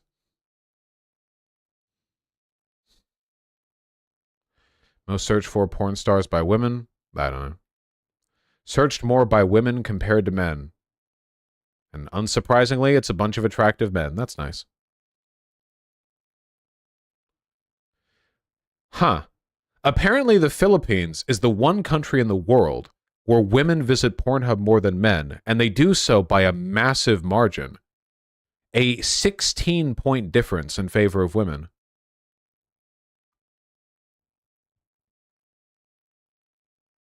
Interesting. Is scissoring an actual sex act, or is that just porn-addicted propaganda? Like, it's not impossible to do, but I don't think that it happens that much for the most part. It's a lot of effort and a lot of, like, physical maneuvering for pretty marginal results, I feel. Like, I'm sure there are people who do it. It is definitely not, like, the one sex move lesbians do. The one sex moves that lesbians do is make out for 4 hours, then hurriedly leave and not know whether or not the other person actually likes them, so they don't contact each other again. That's the main sex move lesbians go for. That's like a classic. They bust it out all the time.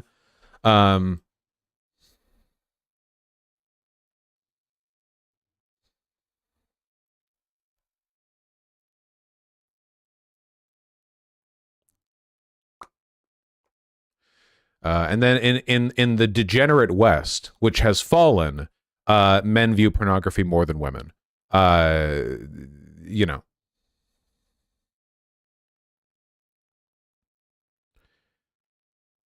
This is actually a pretty significant difference. Over the past 8 years, for women to be 1/4 of visitors to being over 1/3 of visitors, that's a pretty significant difference. I mean, that's probably good, right? Visitor demographics: 18 to 24, 25 to 34, 35 to 44, and then older. Apparently, no young people in Spain are looking at porn. It's all like 40 and 50-year-olds and shit. That's interesting. In Egypt, it's all young people. Huh.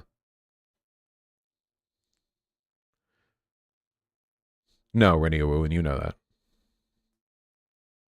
Could be indicative of more loneliness among women. Frankly, I think women could stand to look at pornography a little more than they have historically. A lot of women don't even know what they're into, you know? Fucking, you hook up with a chick, and it's like, hey, what are you into? Like, what kinks or what, like, you know, you like submissive shit or like you be normal? Like, what are you into? Are you a submissive? Are you a normal person? What do you like? You know? And they have no fucking idea. It's like, all right, you know, come on. What am I? Your fucking counselor? What am I here to do?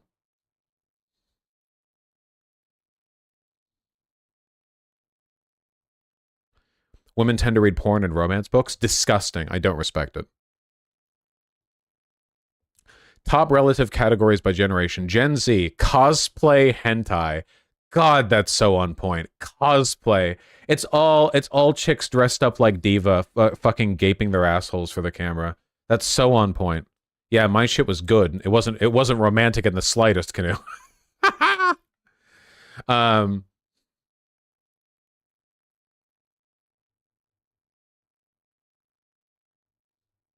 Vosh is an honorary lesbian. I feel it. Yeah, I'm like a esteemed Italian Prime Minister Berlusconi. Okay, I say everyone has a bit of gay in them. It just so happens that my bit is lesbian.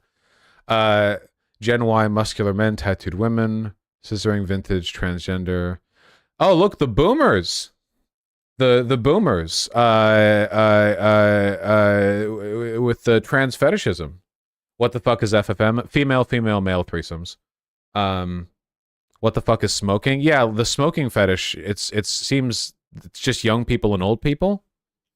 You guys know smoking is becoming cool again, right? Like, we basically beat smoking here in America, and then the vape companies invented vapes, but then everyone immediately agreed that vaping was cringe. So now people are like, okay, you know, now that we, like, people vape anyway, at least smoking looked cool, so now they're into smoking aesthetics again.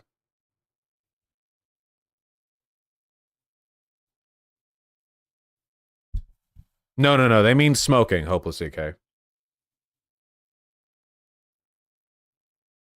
It never looked cool. Smoking looks slightly cool, which is immediately undone if you're near the person who's smoking and you're reminded that cigarette smoke fucking smells awful, and it will, like, blight your entire house. Your entire house will be, like, yellow, oily, fucking disgusting plague shit.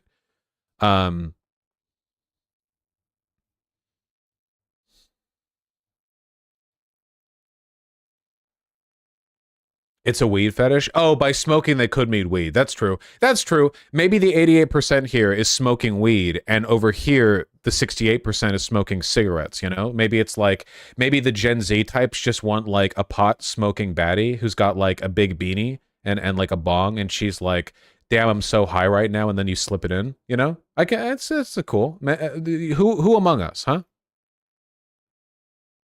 Yeah, Tempest, you gotta live.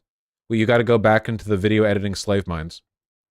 Whoa, whoa, sorry. I thought I was scrolling through chat there. I thought I had my mouse over far enough, but I didn't. I forgot to move the mouse. Wow, there's a lot of data to go through. That's cool. We're doing all politics today, and this is politics. After this, we're going to talk about Yeezy.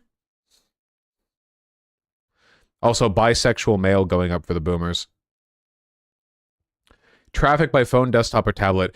Okay, this is psychotic. Are you guys looking at Pornhub on your phones? I'm sorry, I admit to it. If I ever look at porn, it's on a computer. Whether it be Pornhub or anything else, it's on a computer. Why would I look at it in a phone? In bed, absolutely. Why would I look at it in bed? Maybe because you're a kid and you're trying to hide it from, like, mommy and daddy or something? On the toilet? I'm a fucking adult. Why would I do it on the toilet? What? Using a phone is psychotic? Yeah, you can't even, like, see that well. I have a computer. Why would you not at a computer? To jerk off while comfy? Get a better chair. It's comfy to lay in bed? Yes? So you're laying in bed with your head on the pillow. You've got one hand holding a phone above your head, and then you're jerking off with the other hand, and then you just come on your chest. And this is somehow, in some strange way, easier than just sitting at a chair with a regular computer. What about looking through multiple tabs? What about going through websites that don't have, like, a good, like, mobile UI design, like, say, Pornhub? Phones have tabs. It's not as convenient as a computer. A computer is always easier to navigate.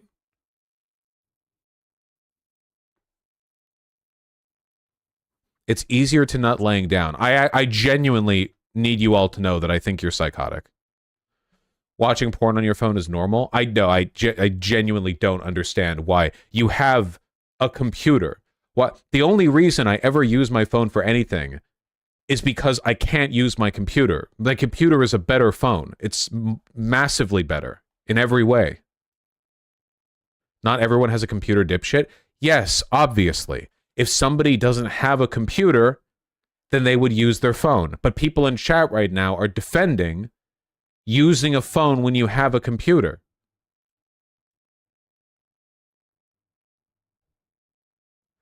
Vosh, are they watching porn in the toilet? I guess they are. I don't know if they're, like, kids living with their parents or something, or... Jesus. What if my computer is off? You're right, that's true.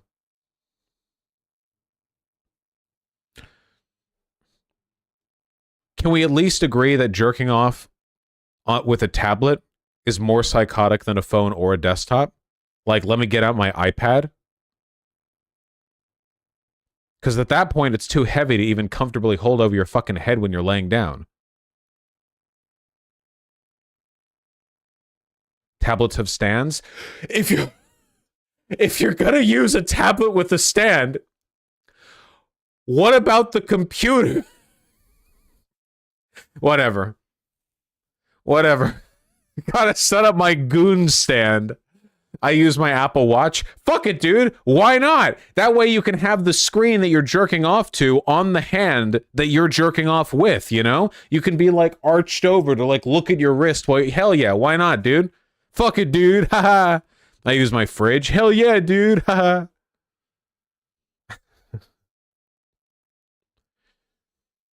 I take it back. I think you're all porn addicts. The idea, porn on phone, porn addiction. I'm calling it.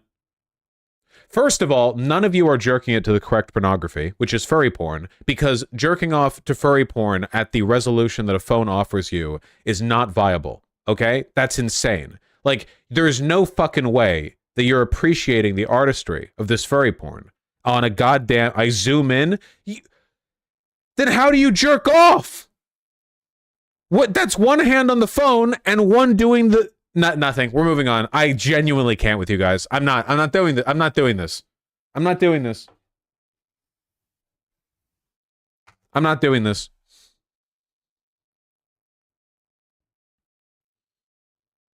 I'm not doing this. Fucking...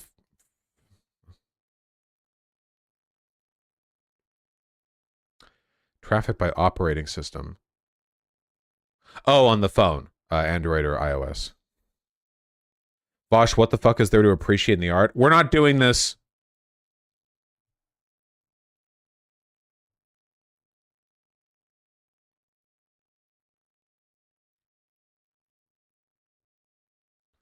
Who said that? Dude, I'm telling you, man, the real psychos come out for the porno talk. It's not like dinner conversation shit, so people are just proudly saying shit like, I jerk off in bed with my phone, you know? Apparently 95% of you. All of you together. In one voice. Look at all the people with the MacBooks out there jerking off. Traffic by web browser. I don't give a shit about this. Don't give a shit about this. This is the worst stun lock. This isn't a stun lock. Nobody knows what a stun lock is. Traffic by game console. All right. Can we at least agree this is more psychotic than any of the other previous options?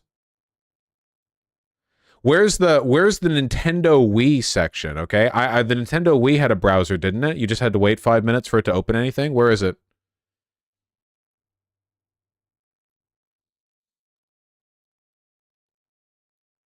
Porn on the 3DS? Hell yeah, brother. Well, what? Hey, if you're jerking off the porn on your phone, why not the 3DS, huh? Well, you got a whole three. That's 2 screens, right? So you can look like the ass and the titties in the separate screens? Oh, that's bad, I guess. Movie parodies and characters. Oh, God. Wait. Who's going to be top? It's got to be Overwatch, right? Eva? Oh, okay. It's universe, not character. Harley Quinn so powerful that she nearly rivals the entire fucking Star Wars universe. What are you jerking off to in Game of Thrones? Who? Cersei? The white-haired bitch? The dragons? Daenerys? I don't know. What are you doing? Avatar? Who's jerking off to Avatar porn? I don't understand this. This is all boomer shit, okay? A real Zoomer Chad would go in to the Pornhub bar and type in like diva double anal pussy spread shot solo POV and then like hit enter and immediately get everything they were looking for, okay? Typing in Star Wars. Wait, Megan? Oh, that's bad. I don't know about that one, guys.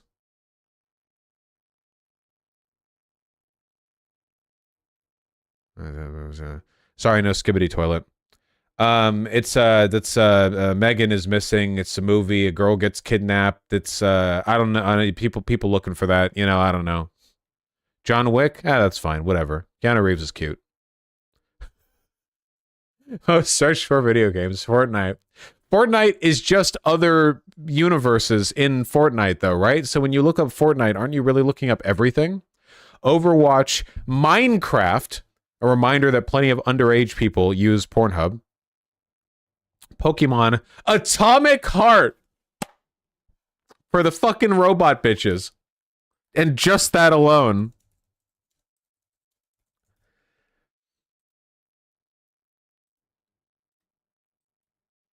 I get it. I understand. I get it.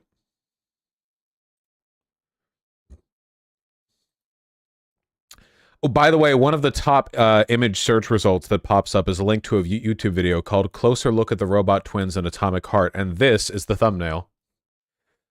Took the internet by storm, this one did. This is actually... The popularity of this YouTube video is why the Ukrainian counteroffensive hasn't succeeded yet, okay?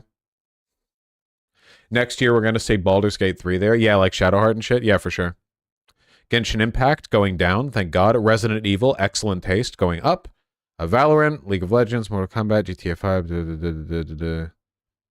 dun dun. The Witcher, God of War, Super Mario. Oh, there's Baldur's Gate 3, even though it only came out a little while ago. Detroit Become Human, Final Fantasy Among Us. Okay, people are just typing any old shit. Why is The Legend of Zelda so low? I feel like the art style of Breath of the Wild and Tears of the Kingdom, it feels like it kind of opened the doors to the same kind of hypersexualization that happened with Overwatch. I'm surprised this is so low. Like, Femboy Link is like a fucking meme, you know? Yeah, I guess they might just be searching... I think that maybe they're just searching Link? Yeah, I guess so. Wait, video game characters. Chun-Li, good taste. Tifa, I don't really care, but whatever. Diva... I don't really care, whatever. Lara Croft, good taste. Lady Dimitrescu, excellent taste. Sonic from Sonic the Hedgehog. Live and learn. Edge of tomorrow. Chun-Li, Fortnite. Yeah, that's what it's from. Ada Wong, Resident Evil. Great taste. Mario. Fuck it. Sure, why not? Widowmaker, better than Diva, at least. Mercy, worse than either of them. Jinx, Ashley, she's a lot cuter in the remake. Yeah, okay. Jill Valentine, yeah, okay. Slime from Genshin Impact. Hold on.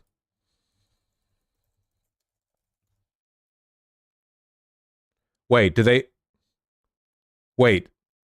Is it literally just a slime? It's not a character, it's just a slime? Okay. I guess that's not pedophilic. How old are these slimes? Okay. Well, alright. Kiriko Overwatch. That's the Fox girl, right? I don't know. Ruby Fortnite. I don't know what Ruby this is. Mona Genshin Impact. Hold on. Hold on. Release date 3 years, 2 months ago. Still a toddler. No, wait, really. How old is she?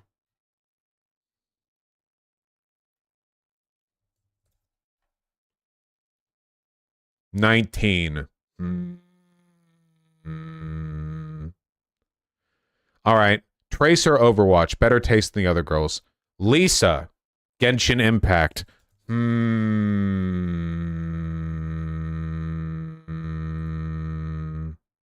Yeah, she's an adult. All right. Cammy, Street Fighter, good taste. Rebecca, Cyberpunk, good taste. Raiden, Shogun, Genshin Impact. They're probably an adult, if they're a Shogun, I assume. May, Overwatch, Hotel, Genshin Impact. I don't fucking care anymore, whatever. Blah, blah, blah, blah. Nice. Traffic changes, regional holiday, I don't care. Top New Year's Eve party countries. This feels like an insult. Oh, Gardevoir? Yeah, that tracks. No Vaporeon, sorry. Is that it? Did we do it? Oh man, this is like crazy. Okay, I feel like we pretty much...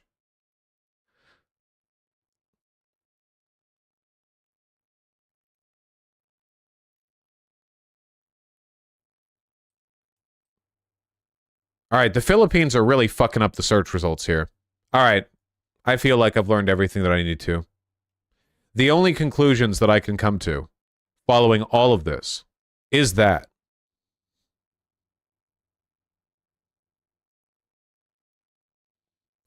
jerk off in your computers, guys. What are you doing? Why are you jerking off in bed? You're gonna get fucking nut everywhere. Come on. Jerk off your computer. Be an adult. Grow up. Grow up. Grow up. Grow up. Grow up. Grow up.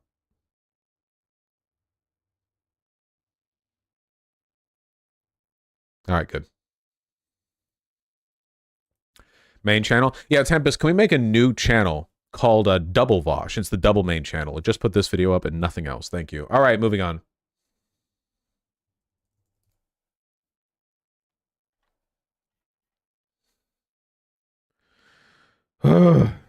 God almighty.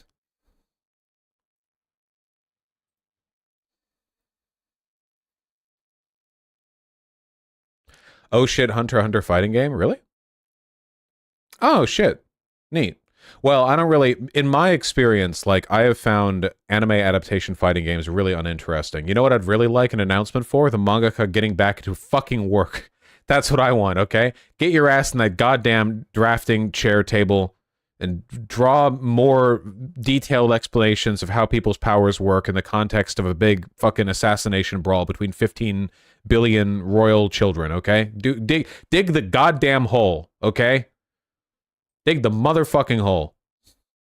He's sick? Yeah, I'm sick too. Sick of no updates, okay? I'm never going to see how the Succession game ends at this rate. All right.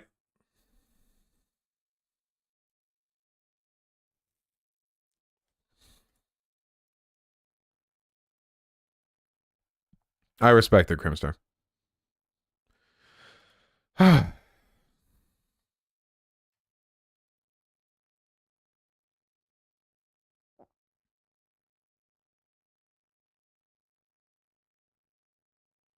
Okay, remember how a little while ago we sort of reached the apex of a Blitler arc with Kanye West pledging allegiance to Adolf Hitler? Only a slight exaggeration. You know, you had that really funny run-up where over the course of a couple of years, Kanye West stopped taking his meds, and then he started getting more right-wing, including appearing with Donald Trump, and then, like, every right member was praising him, and then, like, for some reason, somehow, coincidentally, he became a Nazi, and all of the right-wing, like, kind of alternated between defending him and, like, quietly distancing themselves from him. Just a weird sort of progression there, how being more right-wing and aligning with the Republicans, then very short jump over to just being a Nazi. It was very curious stuff. Then, of course, he watched 21 Jump Street, and it made him, you know, a good citizen of the world again. Jonah Hill saved Yedolf from, you know, eternal Hitlerdom. Unfortunately, they never made a 22 Jump Street, so he's back at it again. We got a wacky yay video for you. The only lead up to this that I'm aware of, apart from the fact, wait, they did? Well, then why haven't they shown it to him? Quick! What are you doing? All right, well, while we're waiting for someone to show him 22 Jump Street, the only lead up to this that I'm aware of is Ye asked Nicki Minaj to contribute to the music that he's doing right now, and she said no. But also Nicki Minaj went on Kai Cenat's stream and sat in a big throne, so I guess it was perceived as an insult for her to turn down Kanye while also doing something as, like, I guess, like, low as appearing on a Twitch stream. I don't know. Anyway. Yeah, I don't know. Anyway, there was a listening party held for Ye's music, and With the LV show, these niggas is colonizers, nigga. The French own 80% of the banks in Africa, nigga. That's why I just met with MBS, nigga, head of Saudi.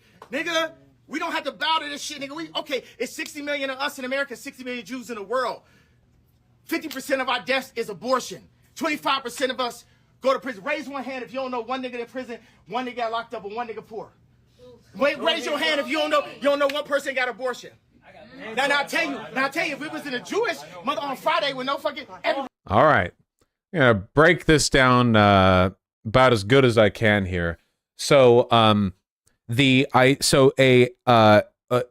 a kind of conspiratorial belief that black Hebrew Israelites and Blitler types occasionally bring up is the idea that abortion was legalized and popularized by eugenicist Jews who wanted to use it to cull the black population. And to this day, black people have more abortions per capita than white people do. Of course, the reason black people have per capita more abortions than white people isn't because of the nefarious Jew. It's because poverty correlates in many cases with poor family planning. It's as simple as that. Black people are poorer. That means there's more unwanted children. That means there's more abortions. I mean, there's other more complicated, like broader socioeconomic stuff that leads into it, but that's pretty much the gist of it. Yeah. How fucking dumb do you have to be to not understand that? Well, you know, Yi is a musical genius, I've been told. I don't know enough about music to really deny it. Definitely not a socioeconomic genius, I gotta say. Not on the ball on that one. Vosh, a bunch of eugenics advocates did want to make abortion more legal so black populations would be held in check, but that was evangelical whites, not Jews. Also, literally everything in society 100 years ago was done by eugenicist evangelical white people. Like that, like every social institution that could be tied back to like any point in American history at some point was designed and founded by somebody who fucking hated black people. That, you know, that's like holistic, you know what I mean? Like you did you know this medical practice / institution that goes back 120 years was created by eugenicists? Fucking everyone was a eugenicist back then. That's not surprising. But anyway, you know, it gets blown out and misinterpreted, and then they treat it like that. Like, even if that was the case back then, that then means that the current motivations for legalizing abortion are to cull the black population. You know, yeah. Anyway, one thing at a time, lads. Somebody raise their hands. So wait a second. But wait a second. Who make the hospitals though? Who got the hospitals? These are Zionists, nigga. This is what I'm trying to tell you. Jesus Christ, Hitler, yay. Third party, sponsor that, nigga. Bring the sponsorships to that. Because there's gonna be some niggas that feel exactly like me. So, yeah, when he says Zionist, he means Jews, of course. Pretty much as direct of an example of dog whistling that you can get. It's not even dog whistling, really. He's just saying it interchangeably. So yeah, Jesus Christ, Adolf Hitler, Kanye West, 2024. That was his pitch right there. These are Zionists, nigga. This is what I'm trying to tell you. Jesus Christ, Hitler, yay. Third party, sponsor that, nigga. Third party. That's what he's saying. That's the... Yeah. Bring the sponsorships to that. Because there's going to be some niggas that feel exactly like me. I don't give a fuck, nigga. I'm 7. I don't give a fuck about life or death. I get visitation with my kids. I ain't got no say so. Them niggas walk around like, look like soccer players. They don't even fucking know. They don't even know the dad, the kid. They'll see me come play one on nobody. They still feel you, though. Big up, by the way, to the person who pulled out their phone and started recording this. This Yes Jules person just went live on Insta because they happened to be at the listening party for the music, and I guess he started doing this rant. You know, they just pulled their phone out. I mean, hell yeah. They'll feel me, but they trying to program them. The head of Louis Vuitton, Bernard Arnault, fuck you. Alexander Arnault, fuck you. Francois Pinault, fuck you. Dimna, fuck you. Fuck Balenciaga. Fuck Cedric. Buy the Yeezy Pods, buy the Yeezy Pods. Fuck Gap and fuck Adidas, nigga. I'm pretty sure that he's saying fuck you to all the people who dropped sponsorships with him or otherwise came out against him when he started openly praising Hitler. All you niggas is like fucking still wearing Adidas. I don't know what he said. It sounded like fuck penis to me too. I don't know. I can only investigate this so much. There's not like a perfect transcript, you know? Nigga, don't say me shit. Nigga, I'm by myself in this motherfucking room, nigga. Was it fuck Adidas? He said fuck Adidas? Okay, he fucked up the pronunciation there. That's not just my ear, okay? That motherfucker left out a couple consonants, all right? Everybody shut the fuck up. Hey, shut the fuck up. Let me tell you something right now. Just the fact that you ain't listening to me, it's it. Ain't none of y'all niggas with me. I'm by my fucking self. Cause ain't none of y'all niggas stand up for me. Ain't nobody stop. And shut up. Be quiet before you get exiled. Like so I'm saying. Exiled, the way Kanye's people were from the desert, by the Pharaoh. All right. Nobody with me. Everybody here, half the motherfuckers on a check. Half the motherfuckers just here like, ha ha, laughing at jokes, laughing at the raps and shit. Nigga, I made these beats in my mama's basement. I drew these motherfucking shoes since I was in 7th grade. Nigga, cause when I asked niggas step up, not one nigga stepped up. Not one nigga stepped up. I ain't afraid to step up. Yeah. You know what I'm saying? That's what So what we're looking at right here is one of the reasons why I don't view the Kanye West shit with as much, I guess. First of all, a lot of people get upset when they see this because they respected him. Again, this is my superpower. I know so little about music. It's all like it's water on wax paper, you know? He acts a fool, doesn't mean anything to me. He's very obviously mentally ill. Like he's attacking the people at his listening party for not aligning with his like Hitlerite fucking movement or whatever. He is a huge liability to the right wing, you know? The thing is, this is one of the reasons why, like, it's not just having, like, random right-wing lunatics is not necessarily a benefit to the right. He acts like this, you know. You see how he acts, the way he talks to people. This guy can't form a political coalition, you know. He can't keep the mask on. He can't keep himself together. At the most he can do is galvanize some people, you know, or be like a big, like, loud sightseeing, you know, like a big, I don't know, thing to rubberneck at, pull people over, but shut up about music? Can't think of a witty response. What else can I get at? There we go. You know, he's not really capable of, I guess, acting in the way that far-right people have to do to kind of, like, quietly and intelligently bring people over. You know what I mean? So, I don't know. I mean, it is sad, obviously. He's very mentally ill. But I know a lot of mentally ill people, and most mentally ill people aren't also Hitlerites.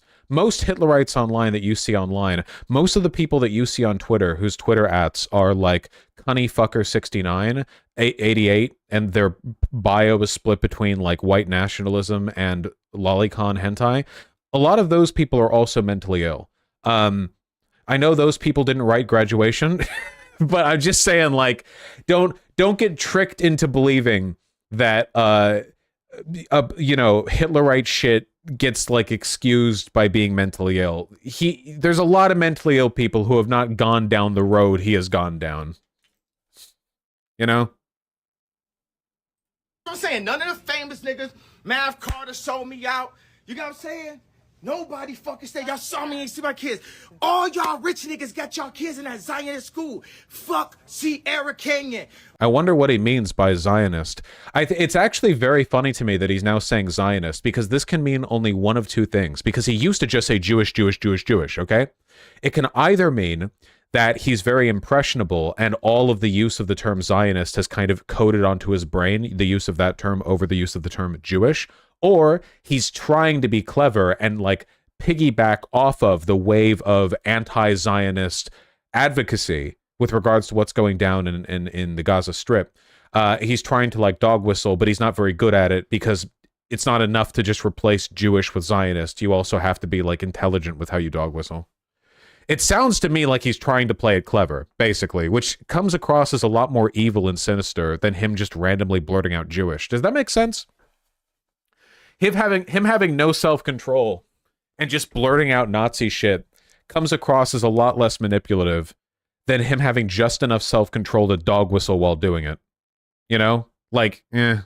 My daughter ripped up the motherfucking couches in the house to be able to be with me right now. Y'all don't know what's going on, for real. Where y'all TikToking and all that shit. Y'all put up with all that shit. Low feel bad for Kim K for once when Ye posted stuff. Oh, you should. Yeah, this guy 100% like fucking stalked and harassed her. Yeah, like he's one of the most popular people on earth. And he was like directing an ungodly amount of hate towards her when it's very clear this guy should not be around children, you know? I don't give a fuck, nigga. I'm in Vegas. Like Pac, my daughter had the Tupac fucking t-shirt. So I'm saying, witness this shit. Visit this shit. But I don't believe in nobody but me, nigga. I don't fuck y'all don't gotta say we with you. You're not with me. No one's with me because no one's really with me. It's just me and God. That's what I'm saying. And I'm still alive. Let's go. And I'm still alive. You ain't post. You ain't with me. You ain't post. When I couldn't see my kids, y'all ain't post. Y'all ain't stop the Adidas shit. Y'all niggas let Adidas crash the richest nigga of all time. Y'all know I did. Hey, Adidas was begging. Wait a second. I put up one tweet, and then Ari Emanuel put, "Oh, we got to drop this nigga," and all niggas just watch. The only nigga that had the Trump hat. The only nigga that went and got them. Also, I feel like he shouldn't have the N-word pass. This guy is more racist than most white racists. You know what I mean? I feel like when he says the N-word, you know, I feel like it'd be like me saying the N-word, but a lot worse, actually, because I'm not literally Hitler. What I'm saying is I should be saying the N-word instead of him. What I'm saying is I should say the N-word. And he shouldn't. Right? I see people in chat agreeing. Thank you. Billions. The only nigga that's breaking through all kinds of ideas in fashion. I've been called a faggot so many times for tight jeans. You know what I'm saying? I got niggas from Chicago that I take care of that still trying to sell me. Trying to say I can't go to motherfucking GD. Nigga, I've been way bigger folks than you, nigga. You niggas don't take care of me. Right now, nigga. your thing is between you and God. Who you, shut up. Who you think, no, hold on. Who you think the old man called? You. When we put Drake on stage. Who the Sorry, I'm reading an article on it because I want to keep up with the times, you know? On the album's eponymous lead single released last month, Kanye West raps, quote, "How am I anti-Semitic? I just fucked a Jewish bitch. I just fucked Scooter's bitch," referencing Jewish music mogul Scooter Braun. So I guess he was pretty real for that one. I don't really have a counter argument to that one, I guess. old man call? You. You know what I'm saying? Because God put you in position. Nigga, just because I had a car, nigga, fuck everybody, nigga. You the biggest best. That's what I'm trying to say to you niggas. This is just a person having a mental breakdown and they're just clapping and going along with this BS. Well, yeah, well, this is pretty common with people who are really powerful and wealthy and stuff, but like most of the people who are around him are just trying to leech off of him like as he falls apart. And there's not much else they can do, really. Like, it's not like any of the people here could like fucking speak out to what he's saying and challenge him or whatever. You know, if you were at the Kanye West new album listening party, what are you going to do other than record? Like, dude doesn't have a real friend in the world. And honestly, why should he? Does he deserve a friend? Like, it sounds harsh, but like, holy shit, look at how he acts. Like, are people obligated at all times, no matter what, to have like the people around them be like have their interest in mind? Whose interest does he have in mind, you know? Again, this isn't just an indictment of mental illness. Most mentally ill people aren't ultra billionaires who then use their platform to start promoting Nazi rhetoric. It's not like I guess I just I don't know, you know? It's a corpse with flies buzzing all around it. Right fucking now, nigga. This is what y'all been waiting for. Drake, this is what you've been waiting for. Jay-Z, this is what you've been waiting for. Kim, this is what you've been waiting for. All you niggas, look, let me tell you something. This is the way the world works. God is Period. using him right now. Okay, be quiet for a second. Don't scream for a second. I love you, but okay. No, you got it. Get over. Hey, sorry. Come down, please. God runs the world. Then under that, you got. I can't even follow his train of thought. No, it's incoherent. He's just mentally ill. 1,000-year-old families, Medici. Under that, you have the Vatican, the Pope. Under that, you have the financial groups that control all your shit. The BlackRock, Vanguard. After that, did that woman just say, "Oh, the Rothschilds"? You have the financial groups that control all your shit. The BlackRock, Vanguard. After that, Are the Rothschilds controlled by the Pope? What universe of... Wait, are the Jews under the Pope or are the Pope under the Jews? Why is the Pope involved in this? What? This doesn't even make any sense. Is this like a post-Vatican II thing? What? This is some like Deus Ex tier, every conspiracy is real at once thing. This is all completely incoherent. Yeah, is the Pope Jewish? Is that true? after that, you have Putin. You have Trump. You have all this shit. And after that, you got what all this shit is. It's popular in Nazi circles to call Catholics secret Jews too. Yeah, a lot of Nazis don't like the Vatican II because during the Vatican II, the Pope officially ruled that Jews were not responsible for the death of Christ.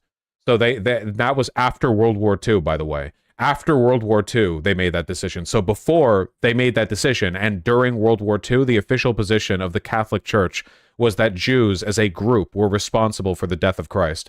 And a lot of Nazis thought that them changing that after the war was like Jews controlling the Vatican.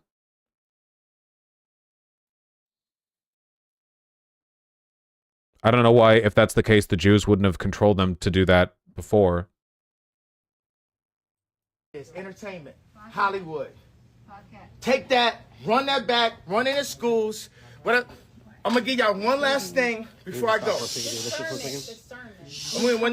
When I first put the tweet up, I was dealing with a divorce lawyer, and I explained to the lawyer what my issue was. Is there anything the Jews aren't in control of? I just think it's really, really interesting how the Jews apparently control everything, but also somehow, despite being in control of everything, they didn't do anything to stop most, like, Christian Europeans from hating them, and they allowed the Vatican, which they've controlled for 1,000 years, to say they were officially at fault for Jesus' death. And also, for some reason, the Jews control the left wing and use it to destroy the Western world, except the left wing also fucking hates Israel. It's very, very confusing to me about how ultimate, like how enormous and overwhelming the power of the Jews are in every instance, except for all the times they really should have exercised that power, you know? And his response was to me, if you keep up this anti-Semitic rhetoric, then you won't see your kids. A nigga I knew said I couldn't have an opinion or I wouldn't see my kids. And it's also, like, this is one of those, again, he can't keep the mask on things. Literally, like, can you imagine a more direct indication of a person's insanity than them screeching about how their divorce lawyer said that unless they stop with the Nazi shit, they couldn't see their kids? This is like something you'd read in, like, a Florida Man story, you know? This is one for the fucking history books, you know? Like, famous musician, you know, accosted by divorce lawyer, told they can't see kids until they stop Nazi rhetoric. They get angry at this, you know? Yeah, it's like GTA character shit. It's just so straightforward. It's so revealing. Y'all know who y'all fucking playing with? This is a vessel of God. He gonna burn all your shit down. I swear. I knew these niggas is trying to make surviving this way. That's why I sent it up while I was still in the high schools. Bill Cosby couldn't do shit by the time they got him. This is why fake religious conversions, I don't know if his is fake necessarily. He's too mentally ill to really, like, crack into, you know? But this is one of the reasons why people touch into religious rhetoric. It's because they like the idea. Everything feels unright to them. Everything feels sort of, like, confusing and juxtaposed against them, and the world is aligned against them. So the belief that, like, divine fire purifying everyone that you dislike, there's a reason why, like, crazy people and religious or, like, authoritarians gravitate towards this kind of language. Do you think an actual real fan would have stopped Kanye like 10 years ago? I don't fucking know.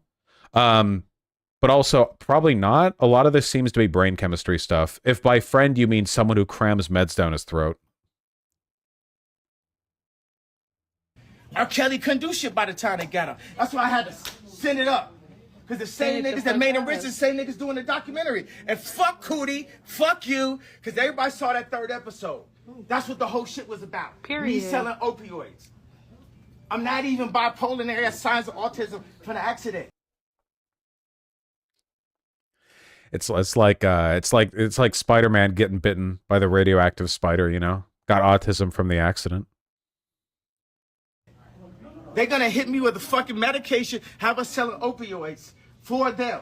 They made me the face of bipolar. Okay, nigga, Big Pharma, where my royalties, nigga? All right, that's good. Fucking drugs you done sold off of the idea of Ye being bipolar. Don't say shit right now. Yeah. You know what I'm saying? They come here so I think I pretty much rounded up Still talking. everything I want to say. Who are you? I'm just saying they. Yeah, take out. Yeah, come on, sorry. Sorry, come on. Ready? I'm just saying. I'm just saying, come on. Nigga, take. They can make him. Sorry. You can only record the crazy man for so long before he lunges to get your Lunchables. That's the Kanye West Five Nights at Freddy's jump scare, you know? Like, yeah, and he sort of like lunges at you to get your Get your phone.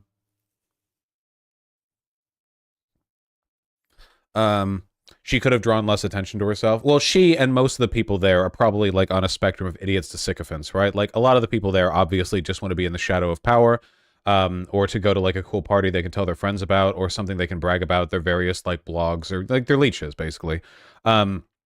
And I don't even think there's necessarily anything wrong with leeching off Kanye, by the way. Like, Kanye is a monster. I don't care if it's, like, a product of mental illness. Fucking Nazi. Don't give a shit. So, like, if they just want to go over and, like, I don't know, have some, like, nice, like, alcohol at his expense, I don't fucking care. Like, whatever.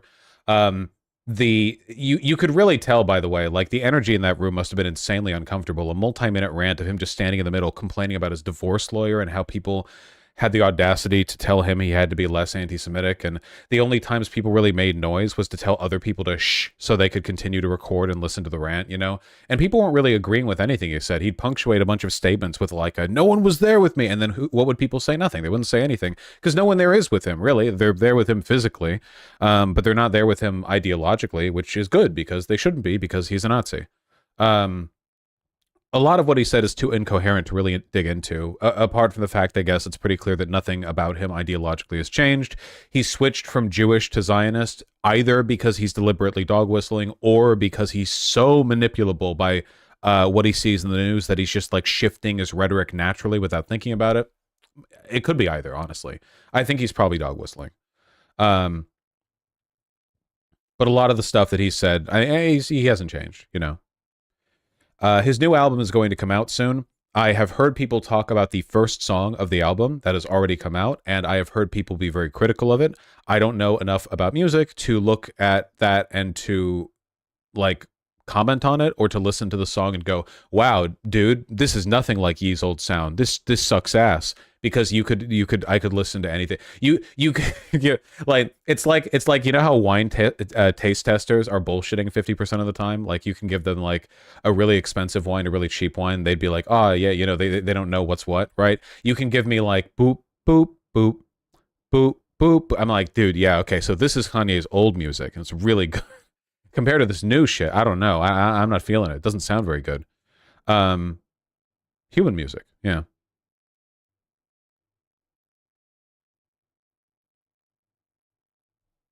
Anyway, just look at the lyrics. I mean, I'm not a music. Yeah. Excited for Melon's review of it. Yeah, I'm sure it's gonna be pretty funny, if nothing else. Have you heard Graduation? No. But again, we're not really talking about music. We're talking about him. You know, if the album is really good, it might bring more people on to supporting him. Unfortunately, like, this is really dumb and irrational, but unfortunately, there are a lot of people who genuinely don't give a fuck if he's a Nazi and will just defend him because he's their idol. Like, you saw all the people in that Instagram live stream saying, dude, turn the video off. The only reason they would want that is because he's their idol, and they want all of his crazy Nazi rambling to be in secret because they just don't want the illusion to be torn apart. Which is pathetic, you know, of course.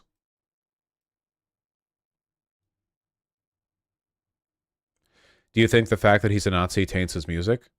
I think that it's possible for people who are like crazy right-wing to make good art, but it's very difficult for them to.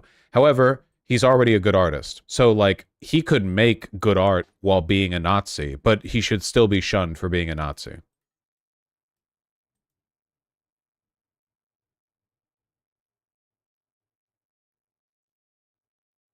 If Hitler would have stayed an artist, would he be like Kanye? Yes. Hitler's hip-hop albums demonstrated real potential. His rejection from the Academy sent him down a dark road. But, you know, if he had had the ability to continue to bust out, you know, fat rhymes like before, maybe things could have gone down differently, you know?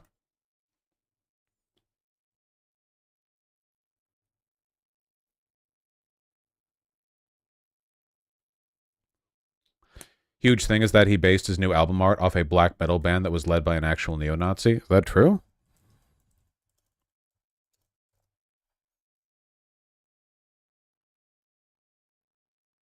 Vultures? Kanye West and T.Y. Dolla Sign's Vultures album cover linked to Nazism. From Hip Hop DX News. Okay?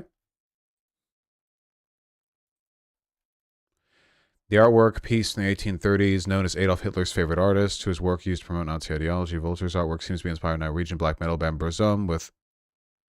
Oh, where's the album art? Where's the artwork?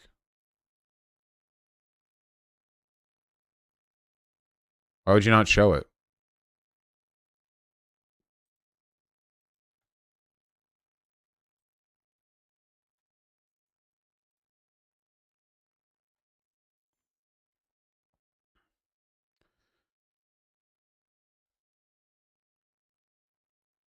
Noting Friedrich's status favors art of Adolf Hitler, more further observed the cover's typography was remnant of that used by Burzum, black metal band. And this is the thing. This is the Nazi band they're saying it's like. And yeah, it looks like pretty much the same typography. Though to be fair, don't a lot of like Gothic pieces of art use this kind of font? I don't know if that's necessarily anything.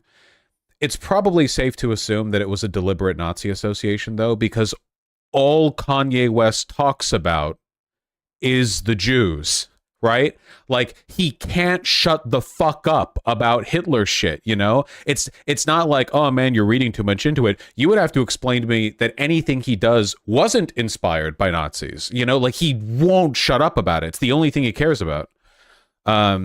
So, yeah.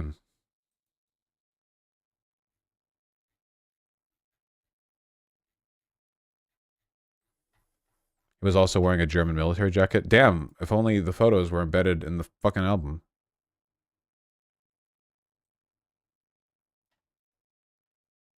That's not a German military jacket. That's a puffer jacket. It's the shirt that has a coat of arms on it.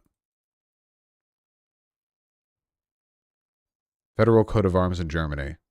This is Bundesstadler. This is not necessarily a Nazi symbol. However, he probably thought it was when he put it on. Again, like, in his mind, everything is about Jews and Hitler, okay? So even if he, like, he's probably wearing these shoes because somebody convinced him that these were Hitler's shoes, okay? It's safe to assume that anything he does or says is in some way, like, a product of that, you know? What the high fashion ass place is this pic from? Oh, I don't fucking know. This is drippy as shit, though.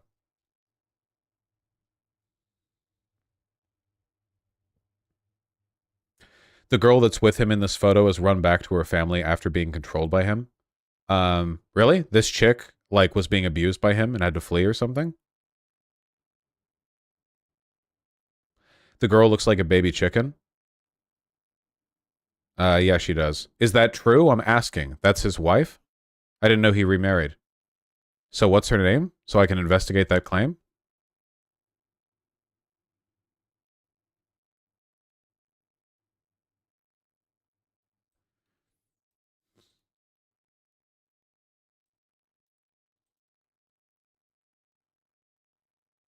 Okay, nobody in chat's give me any useful information.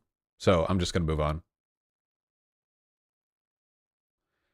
Daily Mail shit. Okay, no, nothing. Never mind. Whatever. Not that invested in the personal life of Blittler.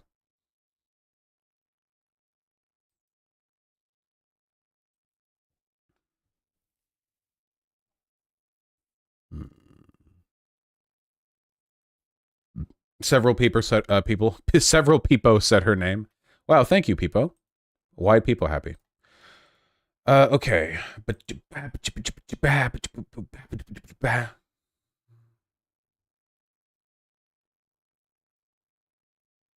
Well done, chat. It's about as good as you guys get, to be honest. Yeah,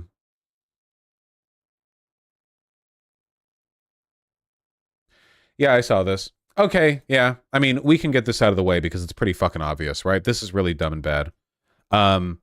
Boston Mayor Michelle Wu plans no whites holiday party for councilors. Aide accidentally sent group email invite meant only for, quote, electeds of color. Great term. Basically, they were going to throw a Christmas holiday party purely for electeds of color. Great term.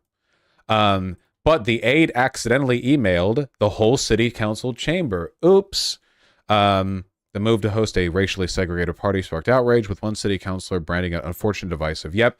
Hey, just like straightforwardly, I know it's like funny to make jokes at the expense of white people, and it is. That's okay. Keep doing it, whatever, fine. But like unironically, literally all you're doing with shit like this is making everything worse. There's like nothing even remotely like, because I know there are going to be a bunch of irony poison people on Twitter who are like, dude, this is based actually, and like conceptually it's based as a bit.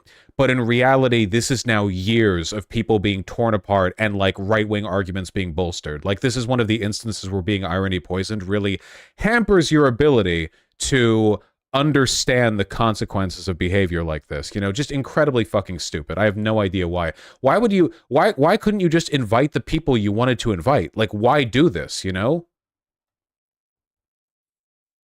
Like, Jesus Christ. You know, it's just so stupid.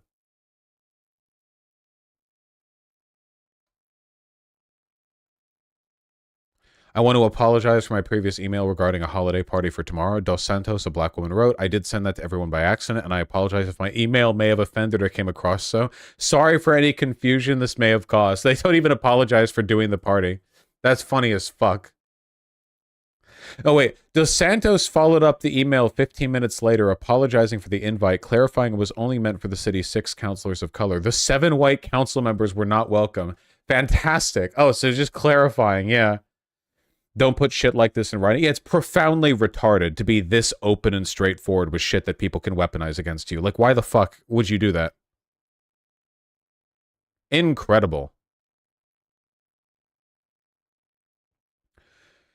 Vosh, there is a point to make about how rich POC overfixate in their identity as a way of compensating for their class privilege. That's kind of true. Gonna be honest, if you're the fucking mayor of Boston, I really don't think you have any right to do like the, well, we just need a space free from white people. You're the fucking mayor.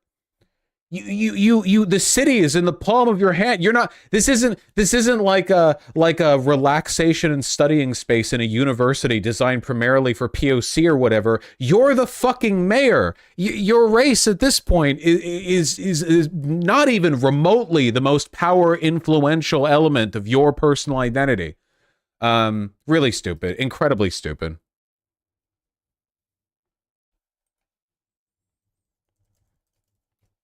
There's not really that much else for me to say about it, to be honest.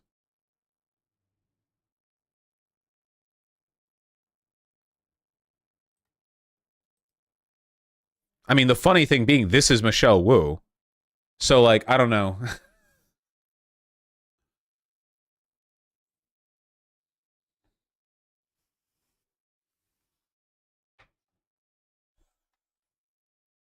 As a Bostonian, this is deeply embarrassing. Yeah.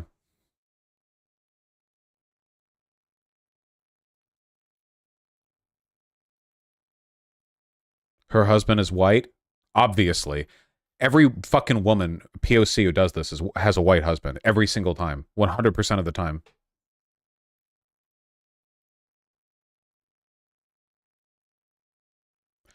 The move quickly divided Boston City Council, with some saying they were not offended by the party, while others questioned Wu's judgment. Wu was elected mayor of Boston, first female and first Asian American mayor. Michael McCormick, an attorney and former 5-term Boston City Councilor, said Wu's hosting an exclusive party is not typical of her office, and argued former mayors Tom Menino and Ray Flynn would have invited the entire chamber. Yeah, it actually is. As a mayor, pretty fucking weird to...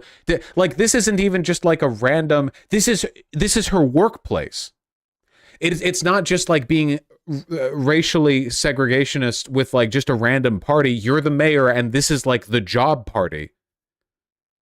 Imagine if Obama did. Literally, it'd be, yeah, like White House, like only the POC White House. It's so stupid. Why would she do this? I'm going to guess, and people can maybe say it's not like it's a rude guess or whatever. Personally, my guess is that there's a lot of discourse right now about like Black and Asian race relations, and this was a way to try to appeal to the POC and the city council, and to like, you know, ingratiate herself to them, both as a way of dissuading any negativity along those lines and to cement herself as like a member of the POC group, because Asian people culturally sometimes align more with white people and sometimes align more with POC when it comes to like broader institutional power. And she fucked it up, and it was stupid, and it was never a good idea, but because now she's like exacerbated racial tensions on the council. Here are the council members, by the way, apparently.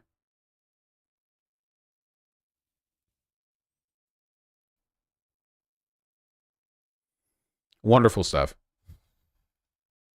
Oh, and then the last one gets the big picture. Is 4 people really a party? Yeah, pretty weak party, too. Like, did they really think this wasn't going to get out? Like, you could just invite only half of the counselors? And like, the other ones wouldn't know about it or wonder? Or, like, there'd be no... Like, it would just...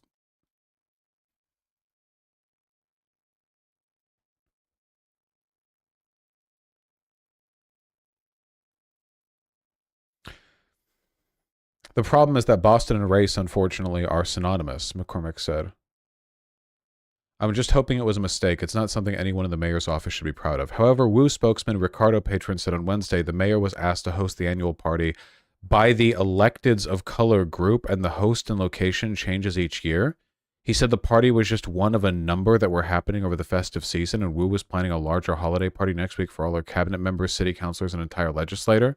Baker said he didn't see the additional exclusive party as a good move given heightened tensions in the city council, but said he was not personally offended. Well, that's nice. Yeah, we're having a race-segregated party and a race-mingling party. You know, really mixing it up, really making it available to everyone. What the fuck is the Electeds of Color group?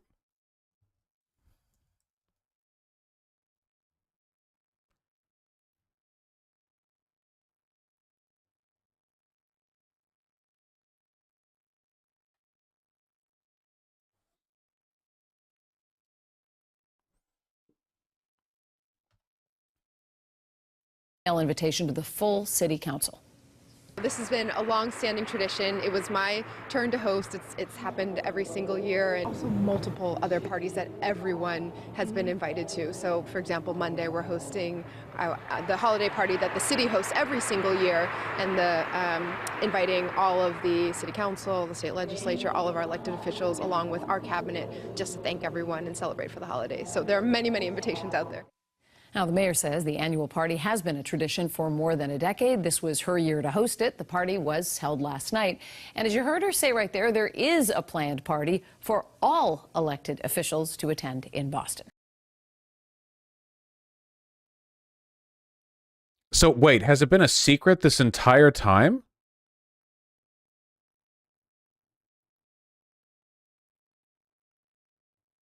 Like for a decade, it's been a secret? It's just never come out?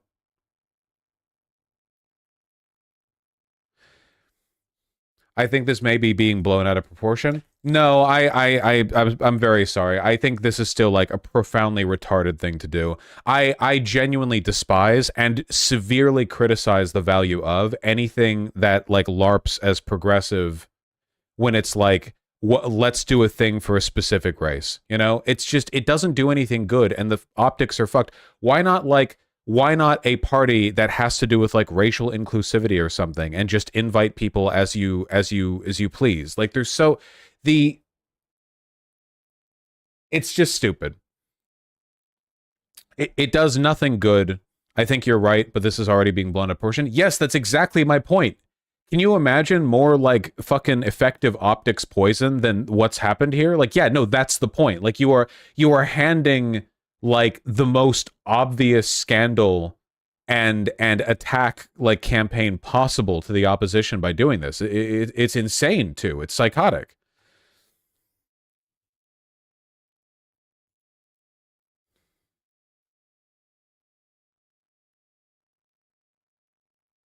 Is this a psyop? No, it's just stupid. Like I said, I agree that there's not any like material harm being done. It's just you're opening up like. I think this is being blown out of proportion because they got invited and then said, "Oh, you people can't come because you're white." Yeah, well, maybe that's like the consequence of doing like secret POC meetings, right? Like, if it wasn't an issue, why not be open with it? I think if that's the case, I think there wouldn't really be a controversy, right? If it was like, yeah, every year there's like, you know, we do like a POC-oriented, like, you know, event, and I'm hosting it this year, and oh, we fucked up this thing, but this other thing is still happening. But like, with if it's being done covertly, then you have to like hurriedly explain to the media that this has been a long-going tradition, you know? I don't know. She can fix it by having a whites-only party. That's true. That could fix it, yeah.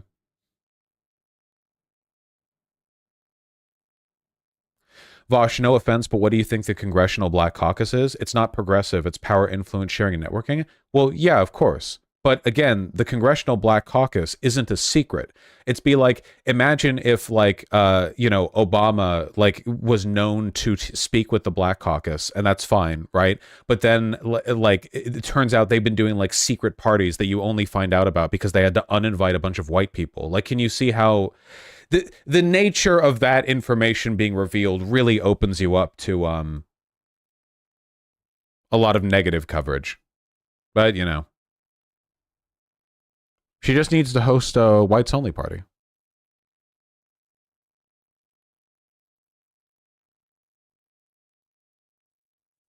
Bro, they're not secret parties. What are you on about? If they're not secret parties, then why is there not like a precedent of this happening that is being referred to?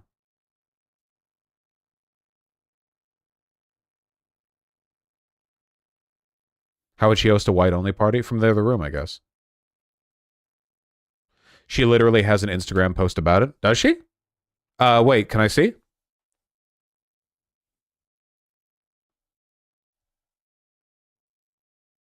It's on screen. This was this year's party. Like after the news broke.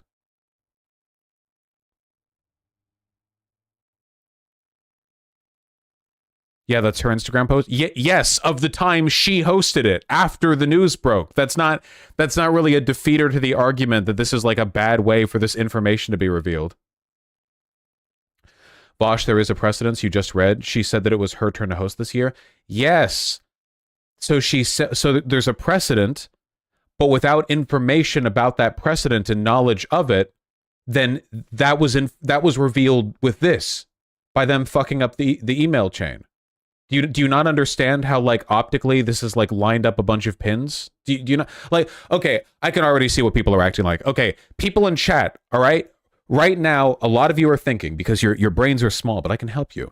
What you're thinking is, hold on, why is Vosh blowing this up so much? This isn't a big deal. When I said at the beginning of this isn't a big deal in terms of like, I don't know, fucking anti-white racism or whatever. The big deal is that politically speaking, you're giving a layup to your opposition. Then I learned, as we've continued to read about this, that there is some precedent to this. But if the precedent isn't known or publicly acknowledged, then it might as well just be secret information. Like, if there's a tradition of parties without white people being allowed, and that's a secret tradition or not something that's broadly known, and that information gets broken out by disinviting white people from it, then you can understand how that would be like an easy layup for the opposition, right? That's what I'm complaining about. I'm saying doing stuff like this opens you up to attack.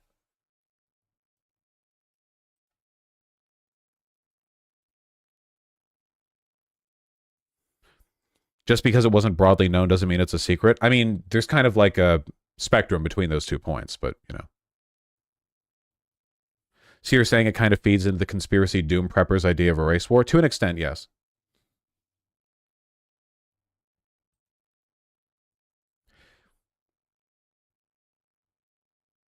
Please don't upload this as a segment, Vosh. Why? Why are you being weird? This is bad. You shouldn't do it.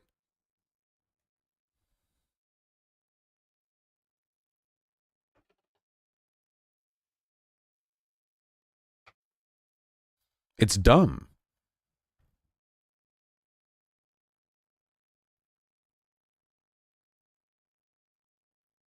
I am curious what precedent to this did exist, though.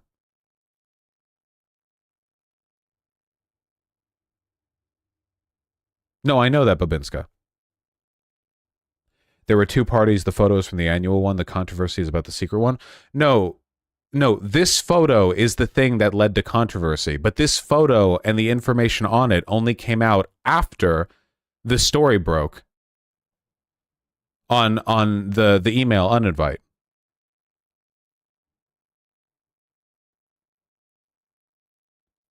it's barely bad and ranting about it is bad optics. I feel like, if anything, the behavior from chat right now is the one doing bad optics.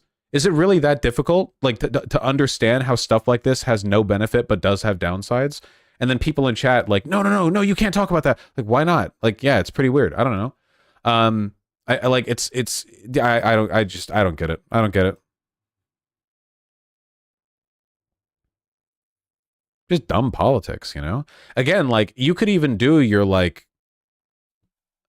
elected officials of color party, you know, but, like, being open about it, being, I guess, like, I mean, honest to God, I don't like it existing at all, but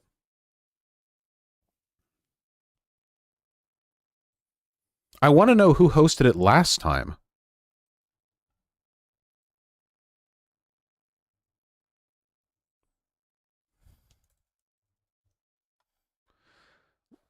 Like, I feel like I could actually be swayed over if I could see some information on what was done last year.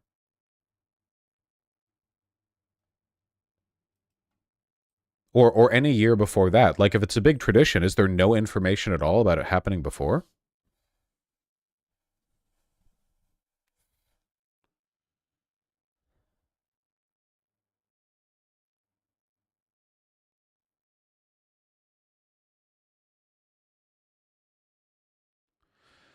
Ricardo Petron said no city funds were used to pay for the party. I think someone wanted to make this an inflammatory issue. They've clearly succeeded. Yep.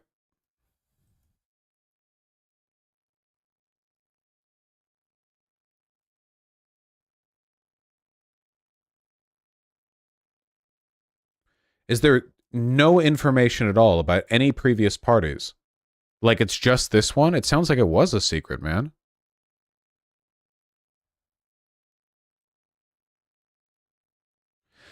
The party has been a long tradition the city has held. Can I know anything about it?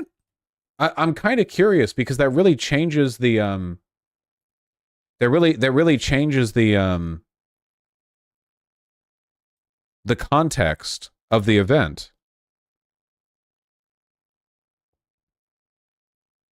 Article about the history of the party. Oh, thank you. Okay.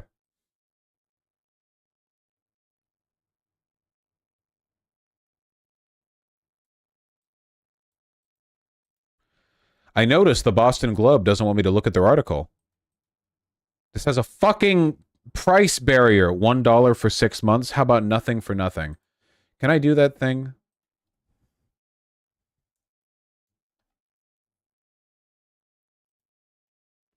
It was one of the first paywalls. Dumb. Fuck Boston. Fuck you and your shitty fucking metro system.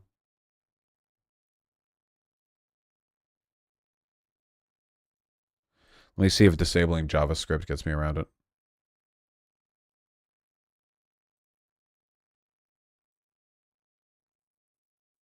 It does. Nice.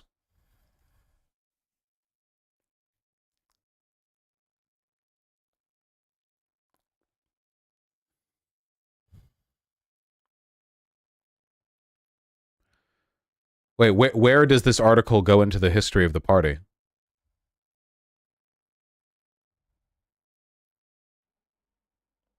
Man, I really feel bad for the fucking secretary who sent out the wrong email, dude. Holy shit, they're in so much trouble. Probably been fired. This isn't a leak. A staffer sent out an email to everyone. Hey, I'm Finn.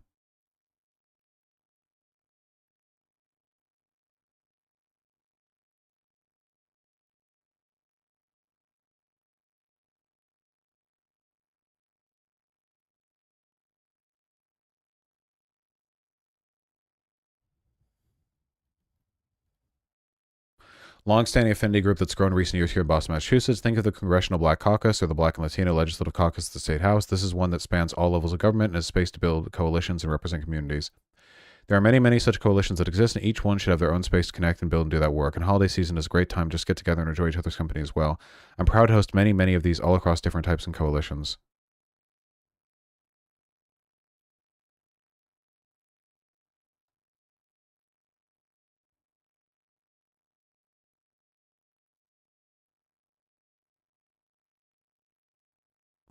I guess that ultimately it feels like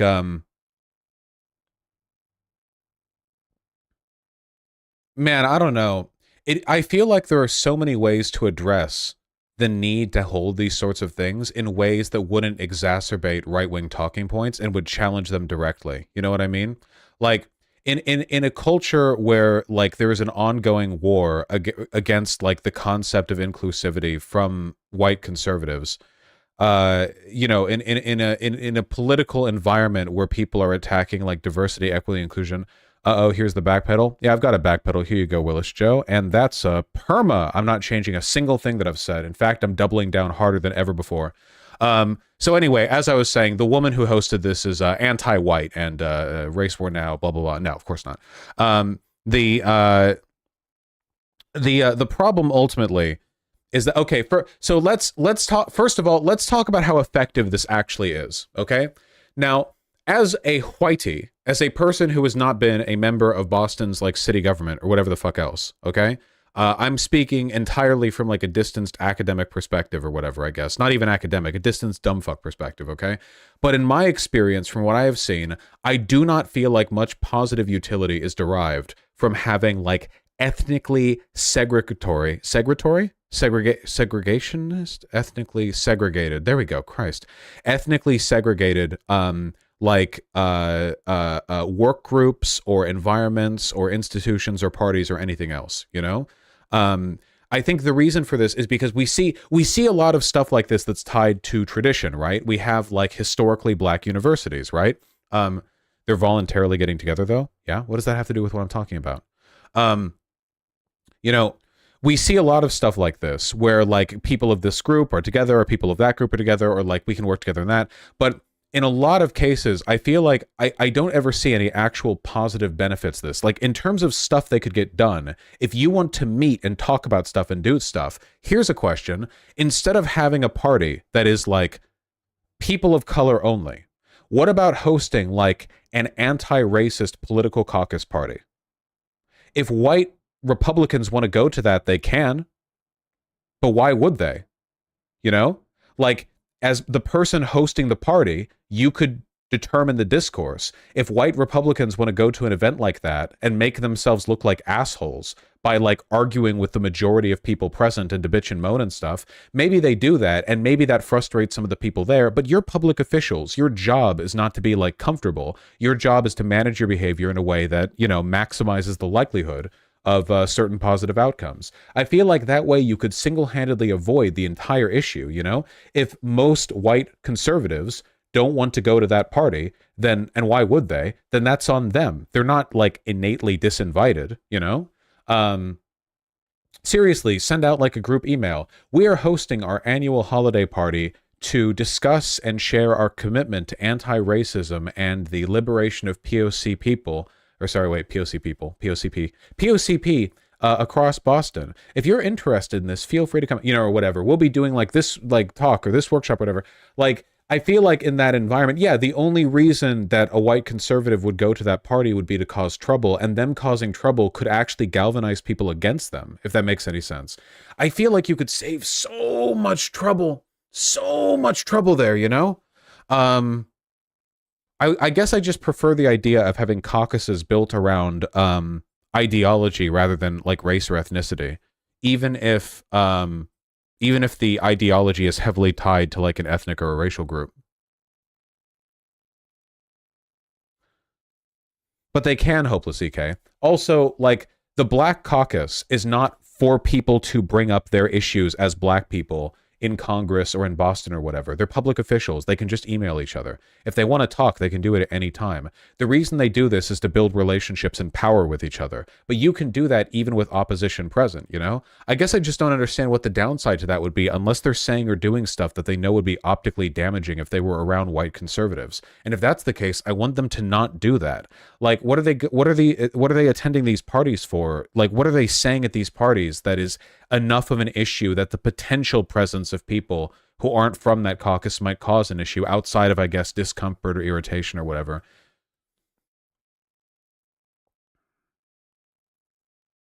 Are you against queer-only parties being thrown by the mayors of cities? Yes. 100%. Absolutely, yes.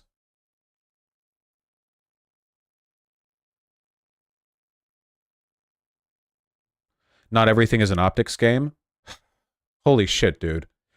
Mayor of Boston? Yes, things you do are always part of the optics game. You don't get to take a break from that. Well, like, yo, time out, press. I'm just chilling for a bit. What do you mean? It's not a game. It's called politics.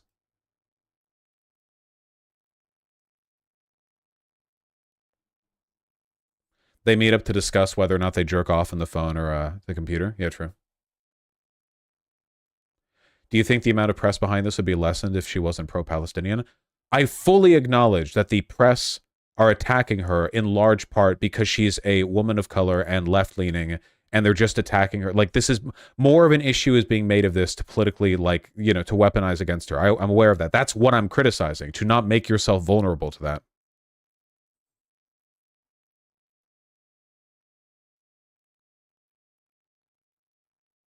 Yeah, and I think there are ways to achieve that without, like, I don't know, being kind of like an optics issue, Dick Butt Woman.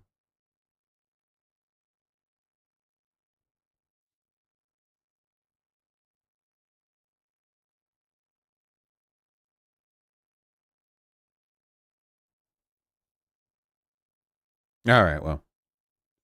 New Paul 101 segment, I guess. Again, this is another one of those things where, like, people in chat don't understand that if you're criticizing the optics of largely harmless behavior, that's not the same as you joining in on the denunciation of the behavior. Right-wingers would be saying she's racist against white people, something that I haven't said.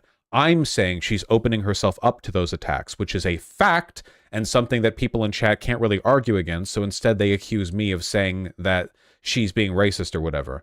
I mean, I suppose definitionally she's being racist, but not in a way that I think is materially harmful, you know.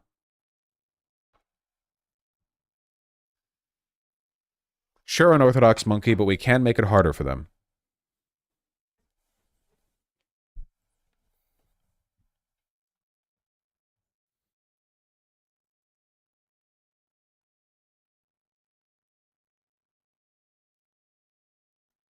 Yeah, well.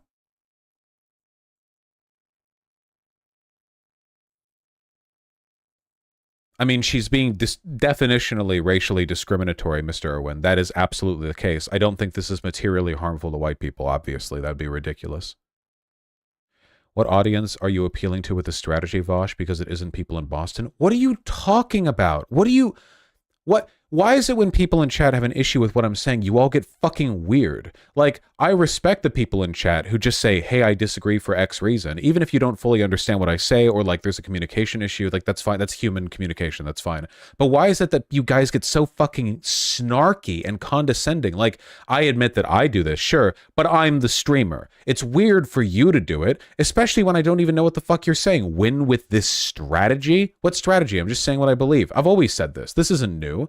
Me with this take, this position that I have, this isn't new. I've talked about this before. I've talked before about how I don't particularly like historically black universities either. I also really don't like black only dorms. I also don't really like I don't think that racial safe spaces like are that good of an idea. I don't think they're that harmful. I don't think any of these things are like materially socially harmful, but I think that at their best they're neutral, and at their worst they do negative things. In large part what they do is they kind of like galvanize people against the idea of those things for worse reasons than I have.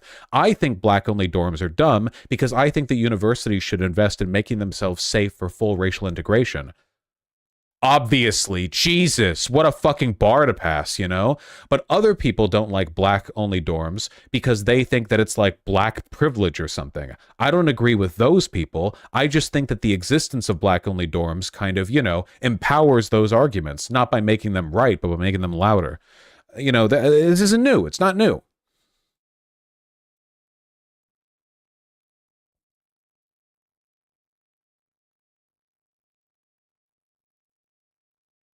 Well, maybe Ellen DeGenerate.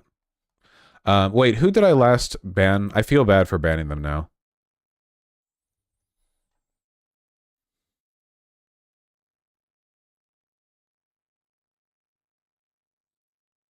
Does anyone remember? Was it Will is Joe? All right.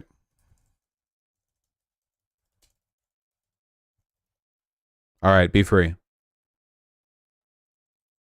Nah, I can't leave them banned. It was a permaban. Just made the mistake of taking a look at YouTube chat. Vosh is the kind of person to think campuses are fine as they are right now for minorities. When I say campuses should make their spaces safe for full racial integration, what about that implies to you? What about that makes you think that I'm saying they're currently fine? How could you possibly... Why? How could you get that from what I've said? What do you have to do? A to B. How? God. Jesus.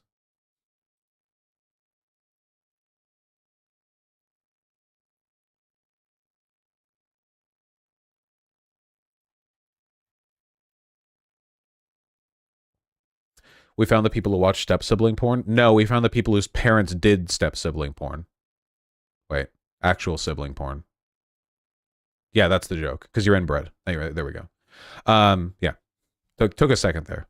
Every time, Teletech.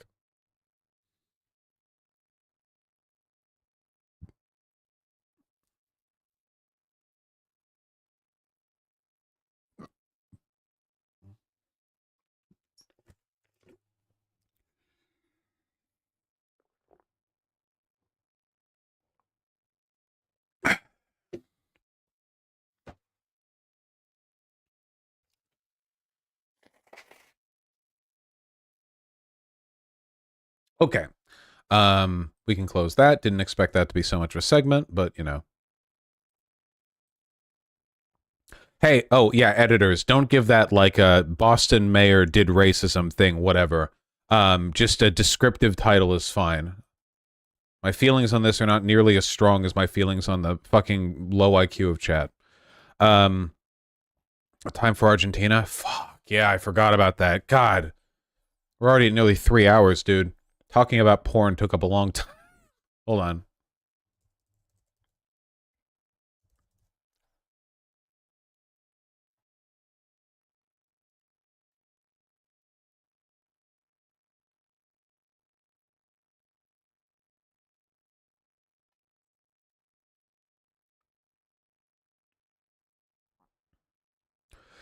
Okay.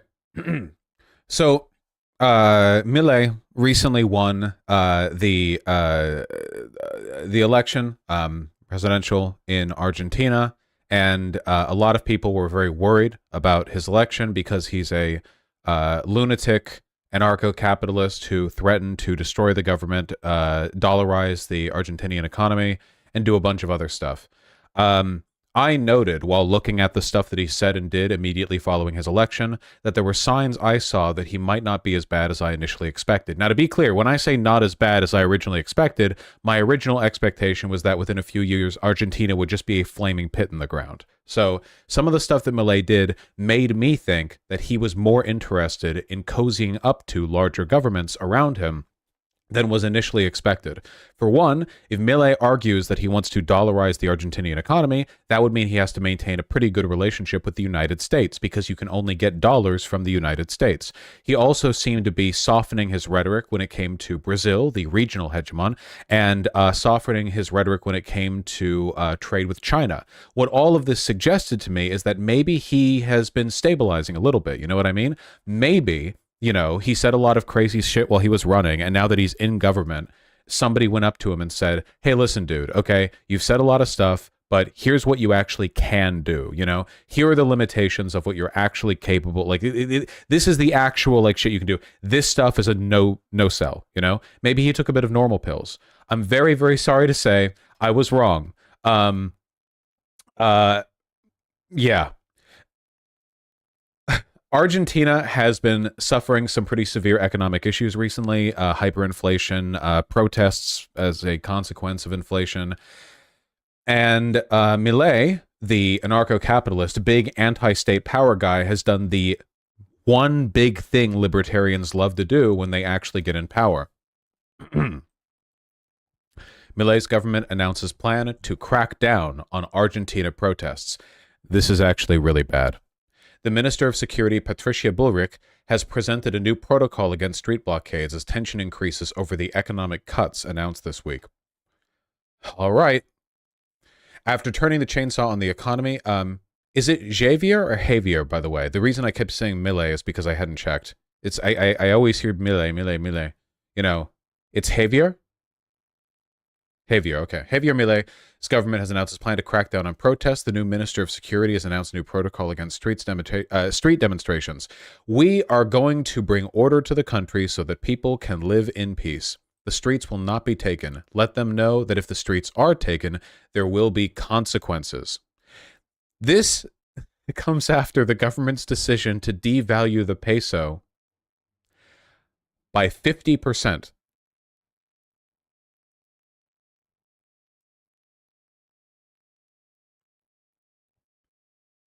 Basically, my understanding of this, and I'm no expert, but my understanding of this is that with hyperinflation, there was an increasing dissonance between the actual value of the peso in Argentina and the government recognized value. So what he's doing here is essentially going, well, the inflation's happened, inflation's inflation, whoop, and just like hitting the peso with a hammer, you know? Sort of attempt to bring about parity that acknowledges the economic crisis, but in a way that also kind of fucks a lot of people over. This is a very complicated economic thing. I don't want to pretend that I know everything about it. I definitely don't. Yeah, no, there is an argument to devaluing, is what I have read, but this is like an insane overreaction that is going to lead to immense suffering, you know? Cheapest exports, basically. Yeah. There's a lot of like international relations stuff that this plays into. Like a slight devaluing would be one thing. 50% is fucking insane. So anyway, the new protocol against demonstrations plans to group the 4 security forces, the federal police, the gendarmerie, the naval prefecture, and the airport security police under the Ministry of Security to break up protests and blocking streets and roads. That's the opening sentence, by the way. The new protocol unites the 4 security forces under the Ministry of Security to break up protests, which should be treated and recognized, I imagine, with the same, I guess, gravity of you reading the sentence. Donald Trump has fought against protesters by bringing the National Guard into direct line with the, the DOJ. This is an insane invocation, and the Marines, let's bring everyone in.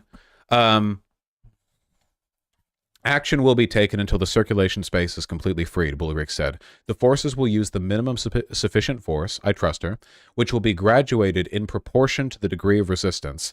You never want to see this. We're going to do some protest crackdown, okay? We're going to use the minimum possible force. However, we will increase force proportionate to the degree of resistance. So don't think we're going to keep it low, by default. We have already coded in the condition on which we'll just start shooting you. The minister and a former presidential candidate for the traditional right wing, who allied with Milei after her defeat, has appealed to one of the main concerns among her voters: the idea that street blockades generate disorder that does not allow people to live normally and in peace. Classic stuff, normal stuff. There are protesters. Conservatives say, whoa, what happened to our peaceful... What happened to the thing we had before? Peaceful, orderly Argentina. That thing we had before, you know? We have lived for many years under total and absolute disorder, Bullrich said. It is time to put an end to this methodology, to the extortion suffered by citizens. Federal forces will have the power to arrest those who, quote, commit crimes during protests, and will be able to act on public transportation to seize protest material such as sticks, and to investigate hooded citizens or those attending protests while trying not to be recognized. So, to be clear here, they're not just breaking up the protests. They're also seizing materials and going after people whose faces are covered because they're trying to get IDs on people's faces. The only reason to go after people who have blocked their faces is because you're trying to use the surveillance state to record the people who are protesting against the government. You're essentially doing like secret policing shit here. It's not just clearing the roads. It's making catalogs of state opponents. It gets worse. Bullrich has affirmed that a registry of social organizations that instigate protests will be created and that she will send the bill for the expenses of repression of those responsible. So, if you're a progressive or anti-government organization, if you have in any way encouraged protest or civil disobedience, the state is now threatening to charge you for the no doubt exorbitant cost of security force deployment to break up these protests. The state is not going to pay for the use of the security forces. The organizations with legal status or the individuals will have to pay, said the minister, who announced that foreigners residing in the country with a temporary permit who participate in the protests will be reported to the immigration services. So again, classic shit.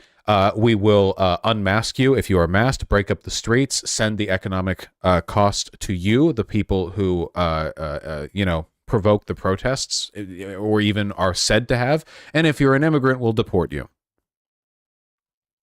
They can demonstrate on the sidewalk. We do not want street or roadblocks, the minister said. This is not a problem of ideologies. It is a problem of understanding once and for all that the country must live in peace and order. Oh, man. The announcement came amid rising anger in Buenos Aires due to the economic adjustment plan presented by the economy ministry on Tuesday.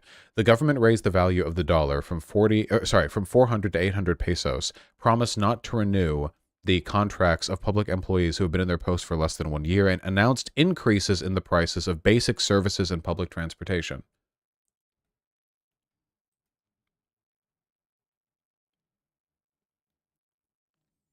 Is this worse or better than what Yanukovych did back in the Euromaidan? I don't think it's quite that bad yet, but there's still plenty of time for it to get worse.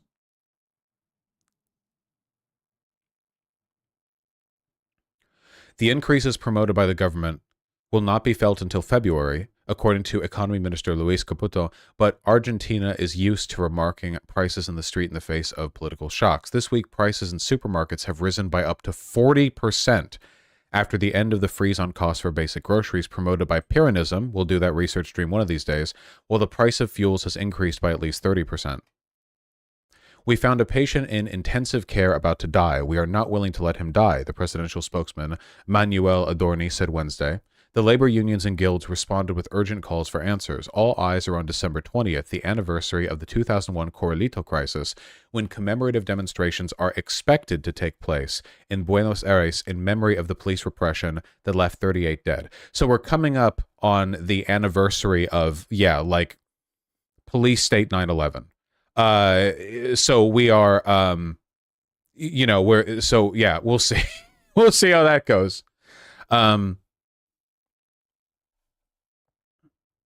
The guarantor protocol of Nil de Garay is repealed, stated Bullrich at the end of her press conference, in reference to the rules governing police actions in the face of protests that was installed in 2011 during the government of Cristina Fernandez de Kirchner.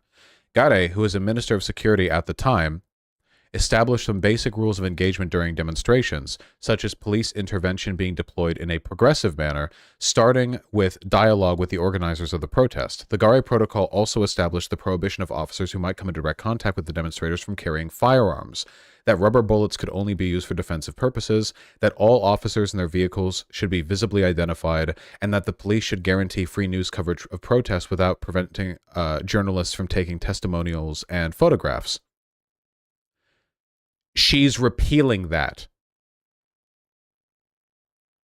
So the final thing that she said at her press conference was, hey, you know that giant set of regulations that keep the police from doing police state shit? Gone. The guarantor protocol of Nil de Garay is repealed, stated Bullrich at the end of her press conference. So she ended her statement on cracking down on protests by essentially saying, and we're not following, the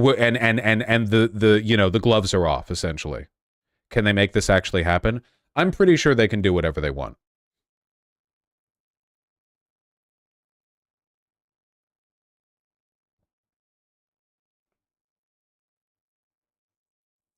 The president's order to crack down on the protests says, there is no order without liberty, and without order there is no progress. Here is the order's whole language. I am not an expert on Argentinian legal authority. My understanding, if this is anything like the American system, is that everything that is happening here is under the purview of the executive branch, and that the legislative branch, if it can contest anything that is happening, will take time to do, but this all seems like it falls under executive privileges. That's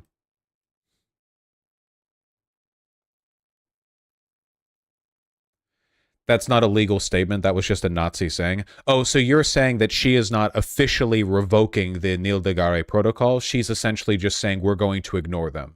So this would be like saying this would be like Trump ending a speech by saying the First Amendment is repealed. Like, he can't literally do that, but him saying that is basically a threat. No, that's not what I'm saying. Okay. No, not that, the Liberty Order thing. Oh, okay. Yeah, because that's why we gotta be clear, you know? Okay, yeah, all right. So we are revoking the guarantor protocol. That's great. I love that. Didn't Trump's government try to charge people with sedition charges? Well, no, that was discussed by the DOJ, but they didn't actually go through with it, thankfully. Yeah, so the problem with this is that I don't actually speak Portuguese. So I don't actually know what this says. It would be nice if I could. The bio here, or the description says, President Javier Milei announces a total crackdown on Argentine civil society, calling on armed forces to break strikes, arrest protesters, protect children from families that bring them to demos. See, I want a translation of this. And form a new national registry of all agitating organizations. Guys, I think, you know, people say I use the term fascism too often. I don't know, guys. I'm feeling a little fashy here. I'm registering it. I'm picking up, sort of swishing the wine around in my mouth. I'm getting light notes of fascism in this.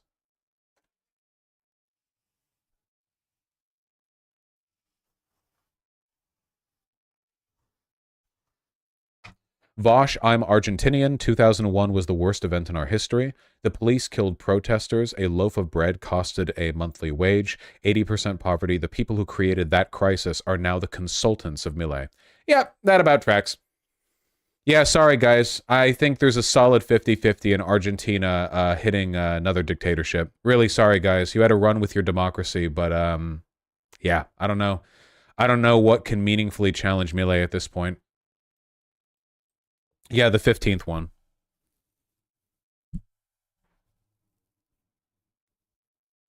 The literal first thing an anarcho-capitalist who wants to challenge state power does when he gets into power is immediately crash the economy, then create a fascist dictatorship. It's perfect. It's picture perfect. He's doing it faster than I thought he could have at the worst case scenario. I didn't expect it to happen this quickly, but here it is, you know?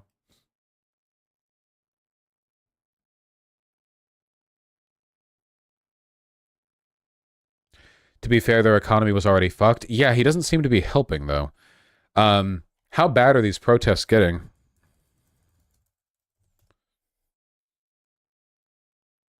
The fun thing is if you Google Argentina protests, you're going to get a continuous stream of news videos from every time period in the past 2 decades. It's great.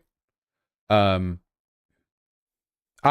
you mean Argentina protests December 2023, November 2023, October 2023, September 2023, August 20, so on and so forth.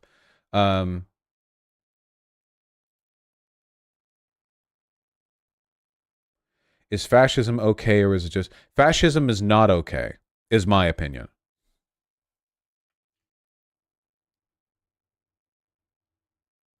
Wait, apparently Argentina has already moved out of BRICS? Wait, they said they were going to join BRICS, but then they didn't?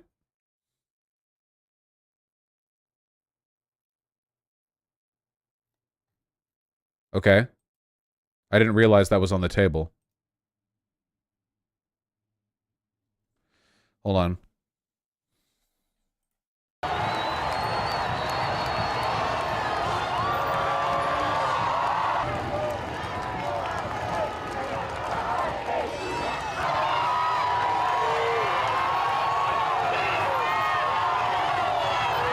This is the highest resolution video available in Argentina. I feel bad for you guys.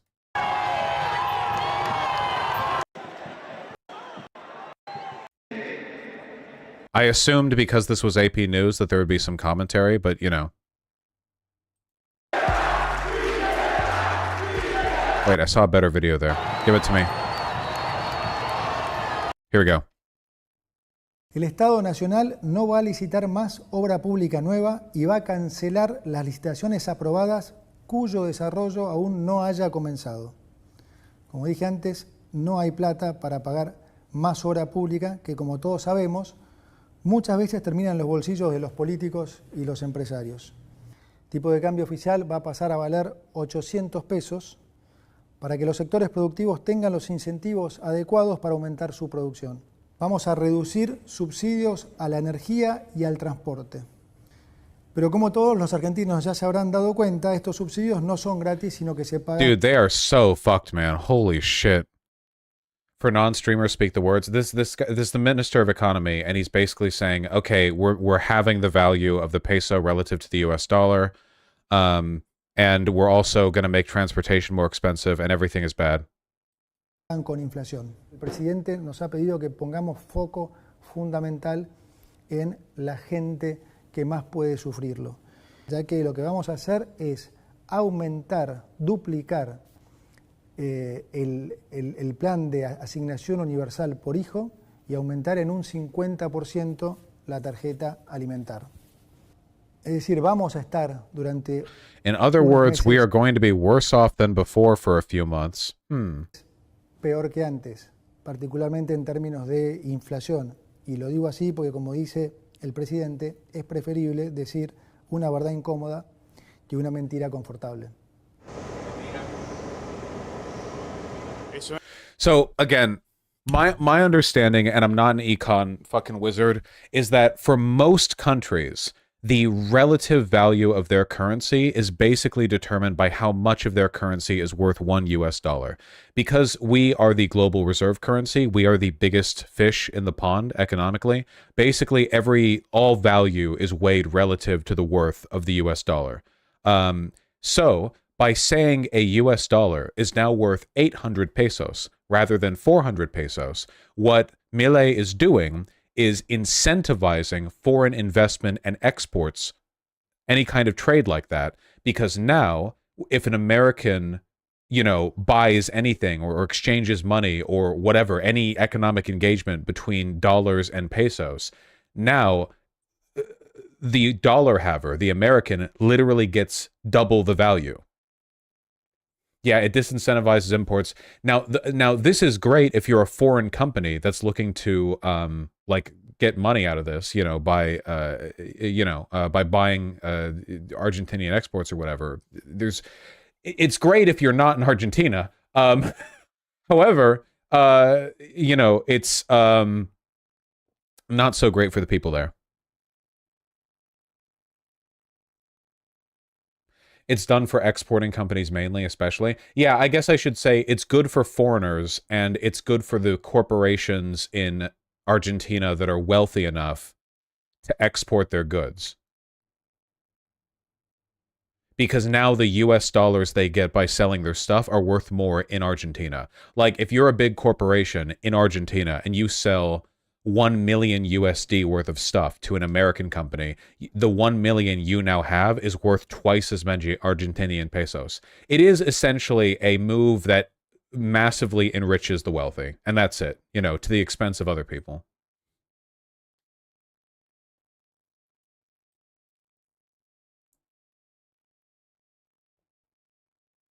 It's not good.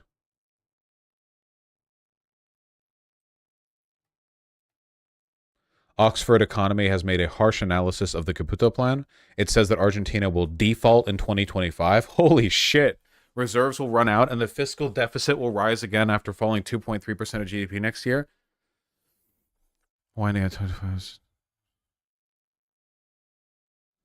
Reserves will run out in 2025, making default unavoidable. The bond fair values remain in the 30 to 35 range. The current account deficit could shrink to 0.4%.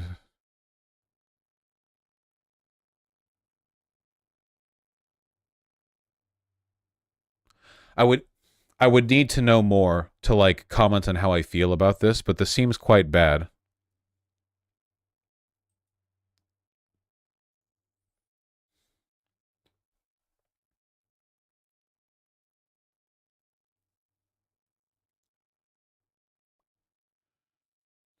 It would represent a death spiral for the country if accurate. Oh man. And you know what that means? Economic turmoil means more social instability, and more social instability means Milei gets to crack down on more protesters.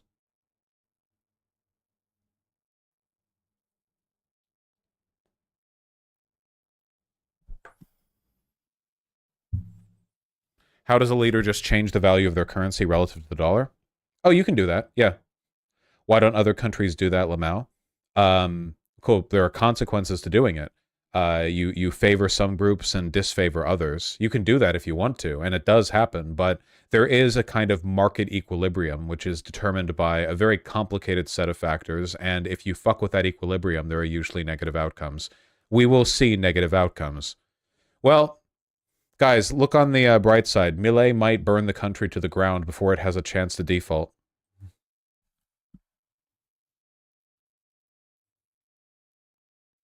So Argentina's fucked? Yes. Yeah. Yep. Yeah.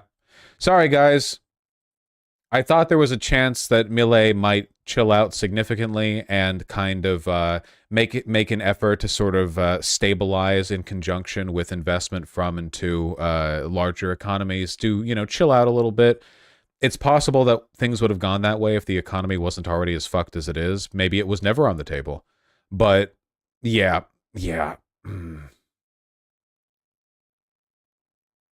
Check the Unlearning Economics video in Argentina. Wait, there's one?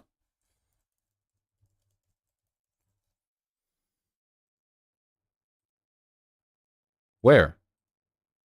Oh, is it an older one?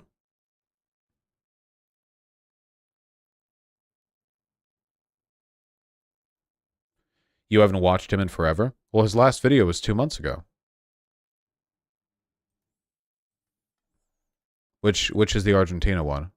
I've seen almost all of his videos, just not these first two ones, because I'm dumb.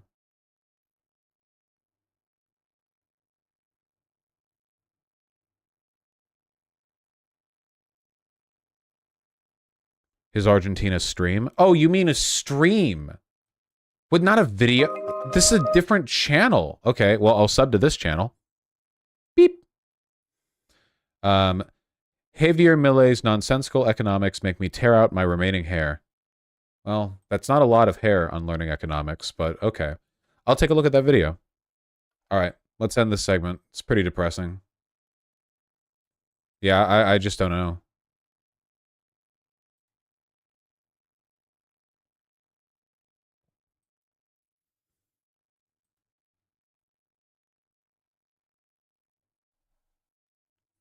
Wagner in Africa is being renamed to fucking Africa Corps. No shit. Wagner Group in Libya, Mali is being rebranded as the Africa Corps. Oh man, that's really funny, dude. Holy shit. That's so on the nose. It's like they don't even want to be a bulwark of Russian interests anymore. They just want to be a bunch of, like, I don't know, modern Rhodesians running around, you know, profiting off of the suppression of local, you know, African ethnic groups at the behest of warlords. They want to be Disco Elysium characters. They literally just want to be Disco Elysium characters, yeah. They want to be the fucking, yeah, mercenaries. Oh, I'm sorry. I thought this was on brand enough. I didn't realize. I'm so sorry. I thought this was on brand enough because it was like a distancing from national association and just becoming like corporate, like a corporation. I'm sorry. I missed out on another association here that's also even more on the nose. All right, sorry about that. My apologies, lads. We've had an Africa Corps before, it seems. Lamau, how'd you miss that? I can't know everything, okay? I half of my brain is taken up by the shit your mom's into, okay? I gotta portion out what I have left. Yeah,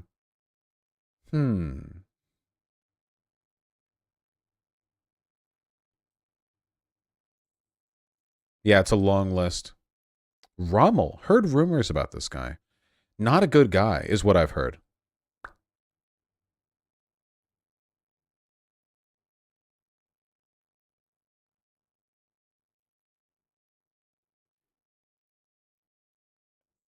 Neat.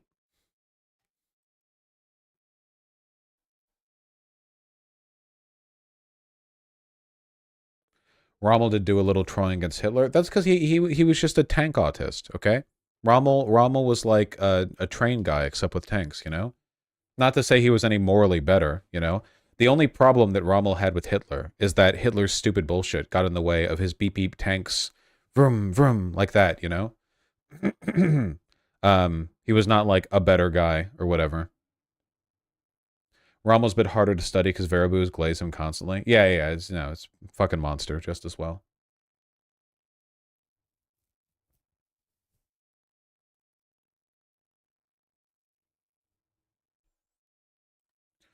We're going to have to talk about the Satanic Temple thing later, I'm pretty sure.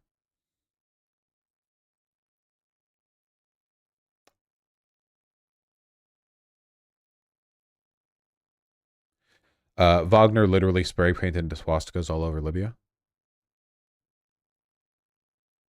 I can't really make that much of these, like, disconnected images. Later, no, it's funny now. We got a lot of shit to talk about. What happened? Well, you'll have to Google Satanic Temple or wait at least one day.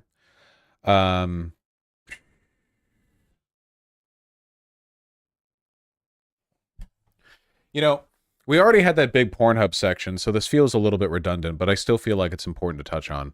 A couple of days ago, Twitch.tv had a big TOS change that essentially allowed for artistic nudity. I think what they were imagining when they said this was that it would be okay to draw like Renaissance nude paintings or something, you know? Like people would draw like, you know, elevated, you know, Michelangelo shit. Obviously, that's not what happened.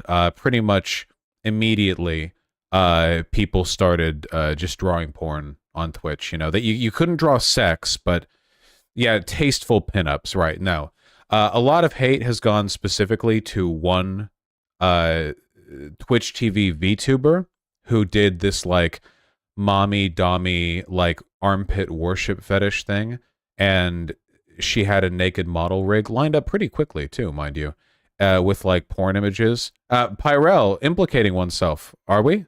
A bunch of people went after her for the idea. A lot of people. Oh, I guess I should say. Twitch has revoked these changes.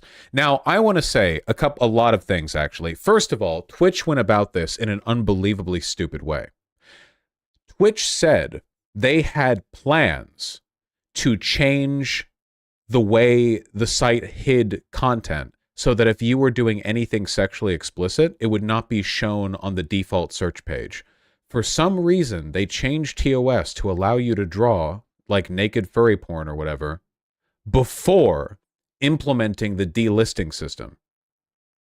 That's really weird. Like, if you're doing this like groundbreaking, like, yeah, we're going to allow for nudity on our platform now, and later we'll implement the system that keeps it off the front page, really stupid. Like, unbelievably stupid, you know?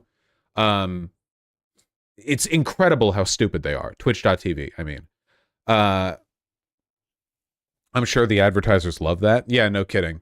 So now they've essentially walked back all these changes and blah blah. They've apologized as well. I mean, this didn't take long. This was remarkably boneheaded by the people who work at Twitch. I think it should really give anyone who uses that website to live stream pause. Like that, the people who run your shit are that obviously incompetent.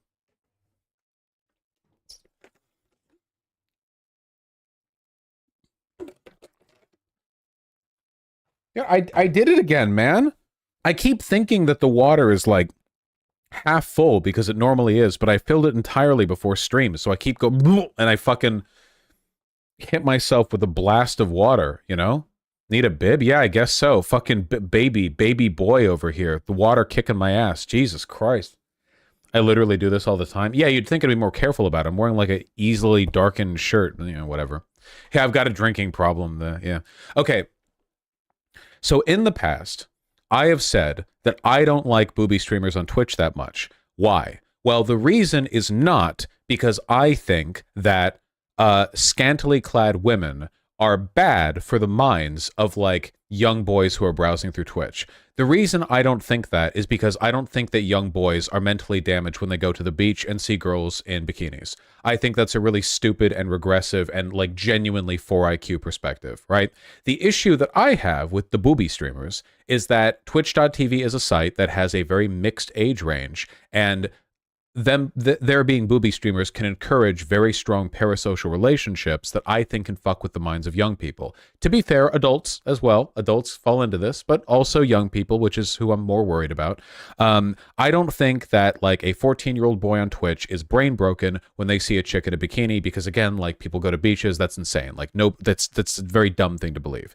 However, like if you then click on a Twitch stream with the booby streamer and you can type in chat and then the hot girl on the screen replies to what you're saying and you can give her $5 and she'll write your name on the board, then twerk or whatever.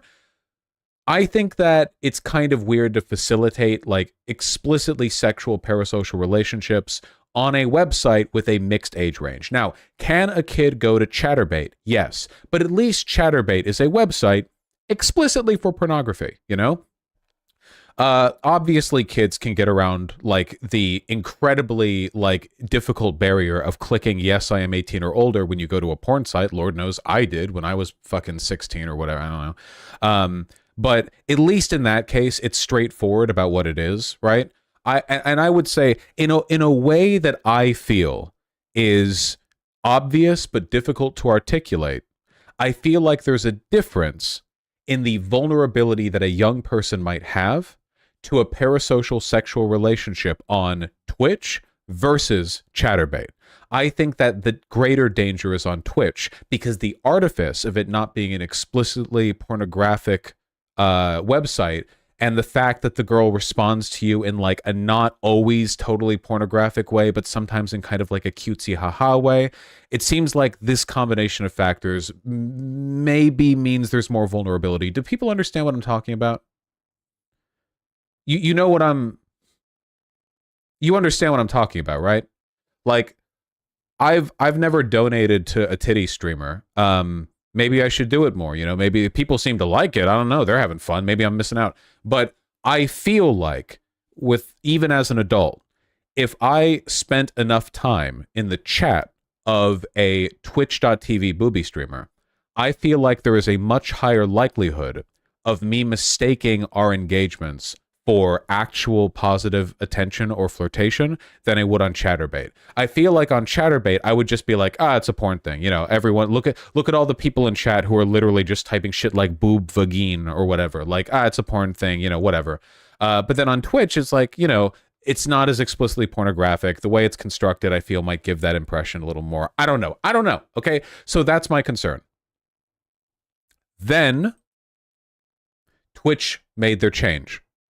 Okay? Now, to be clear, yeah, I think it's priming related to Draco Spike.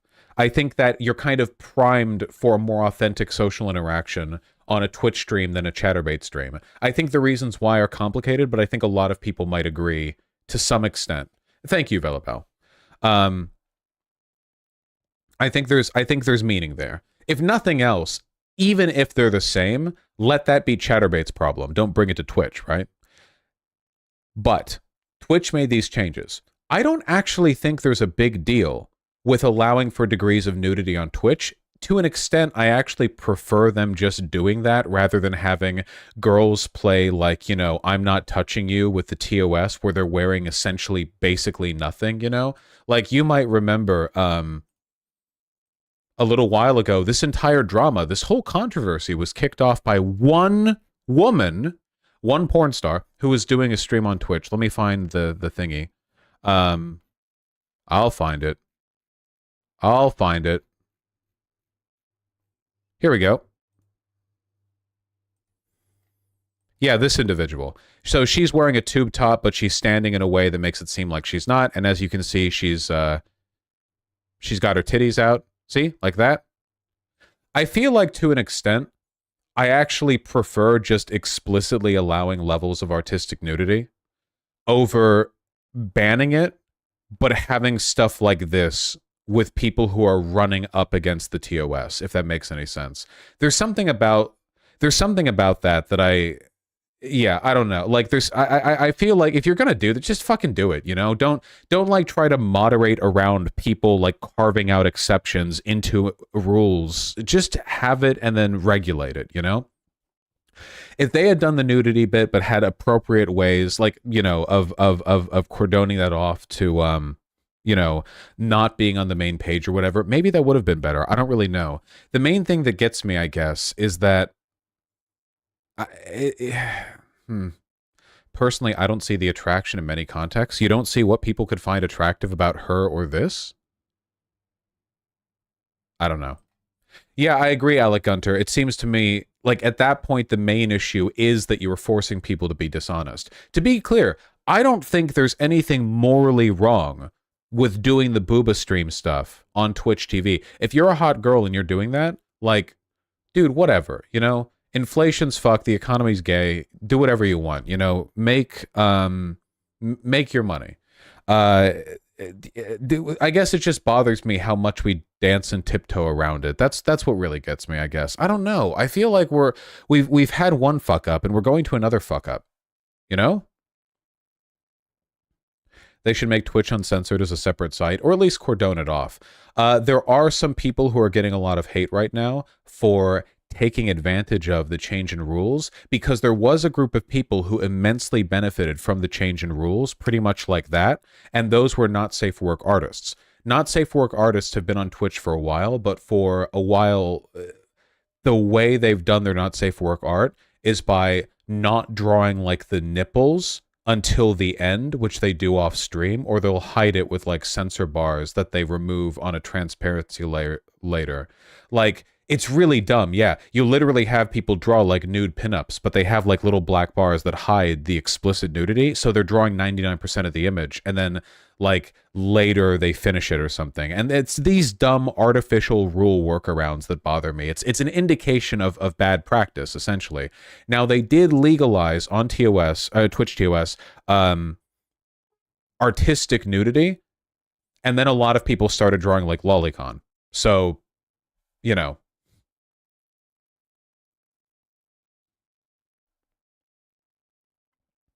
Vosh, not gonna lie, my issue is just that Twitch was supposed to be the gaming streaming site. Look, I agree. I just want Twitch to pick a fucking lane.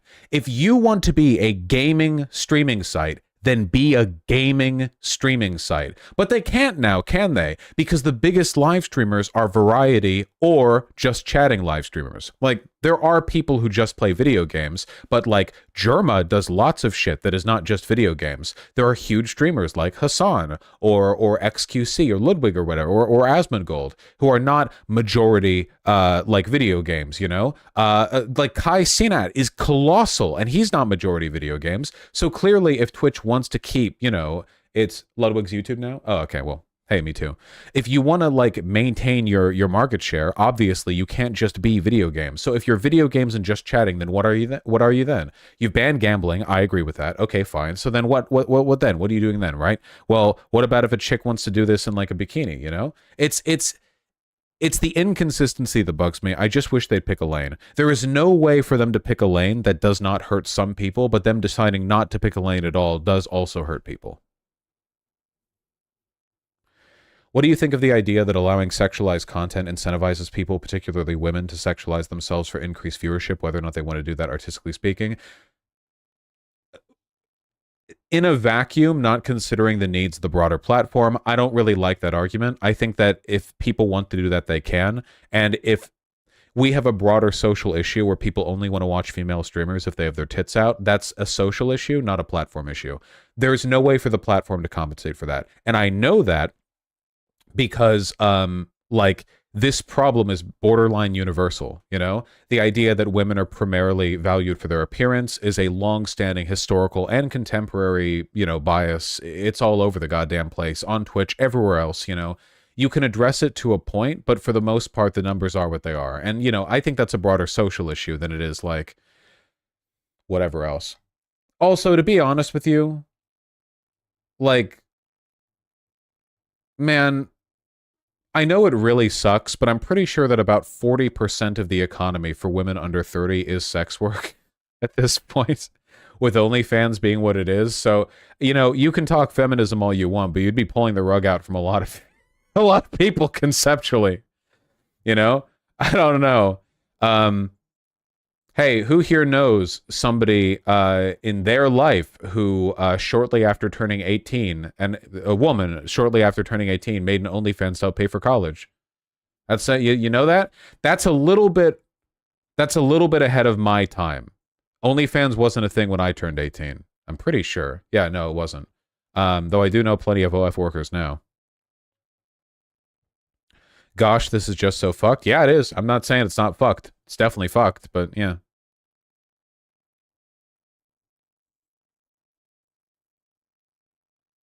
A lot of people do, C-Chain, yeah. They went to a strip club, sure. Well, there you go. Again, I'm not saying it's good, just it is a driving economic force at this point.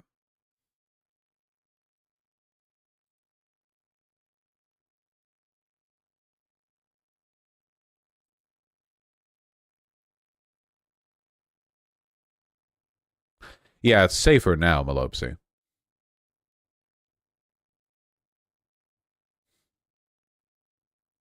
Of course, Omnia.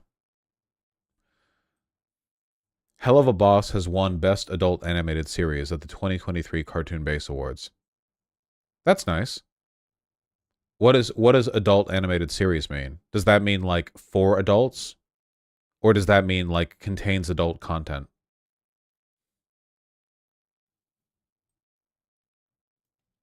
What was it up against?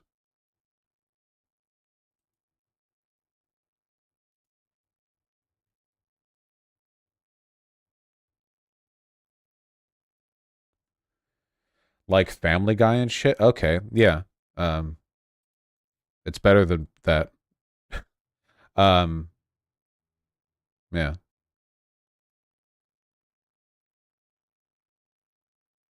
All right.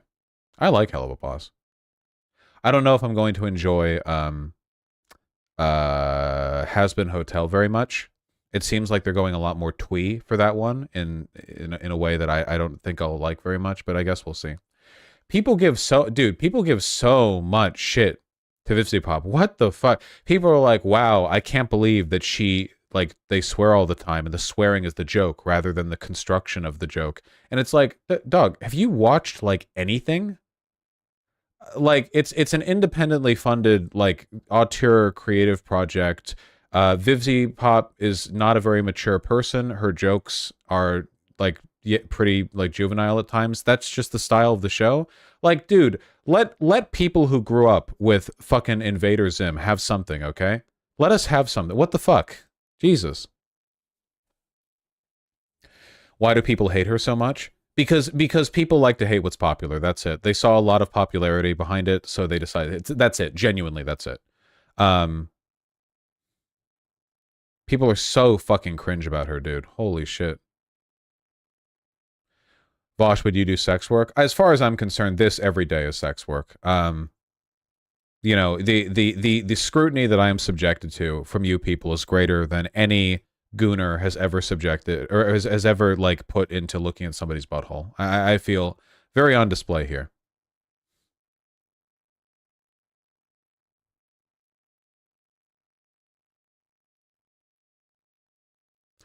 It was really funny when she got mad at the Amazing Digital Circus parody. I mean, yeah, she should like keep a cool head, but you know, I guess some frustration is warranted considering how awful people can be to her.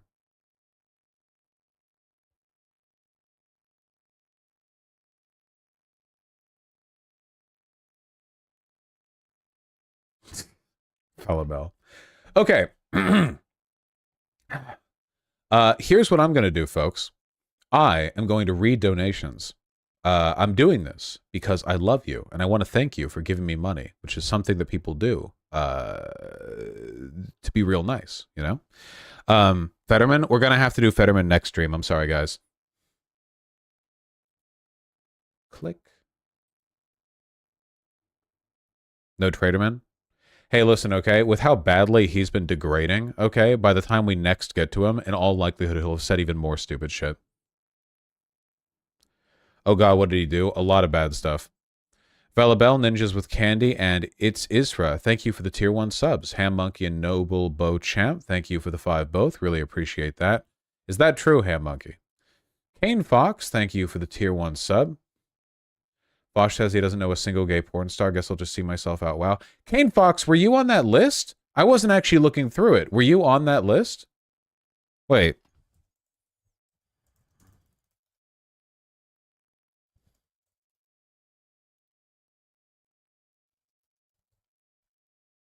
You weren't on that list. Fuck off.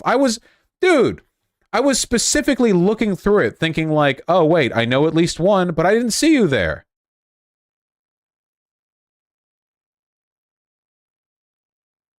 Like what am I supposed to say? Like, oh, the one porn star that I know and have talked to is not on this list. What the fuck?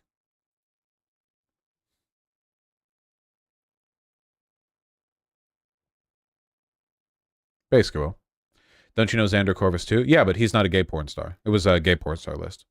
Nerddak, thank you for the tier 2 sub. Newer here, but thank you for helping me see the light of the tanky bullshit I was starting to take part in. Oh, hell yeah. I'm happy to hear that I could provide a better argument. That's wonderful. Chat, seriously, look at how fucking massively oversized this shirt is, dude. Holy shit. This is a goddamn it's like a fucking boyfriend shirt. Holy shit. Yeah, it's like a dress. So comfy. The pocket? Yeah, it's really funny that it has a pocket.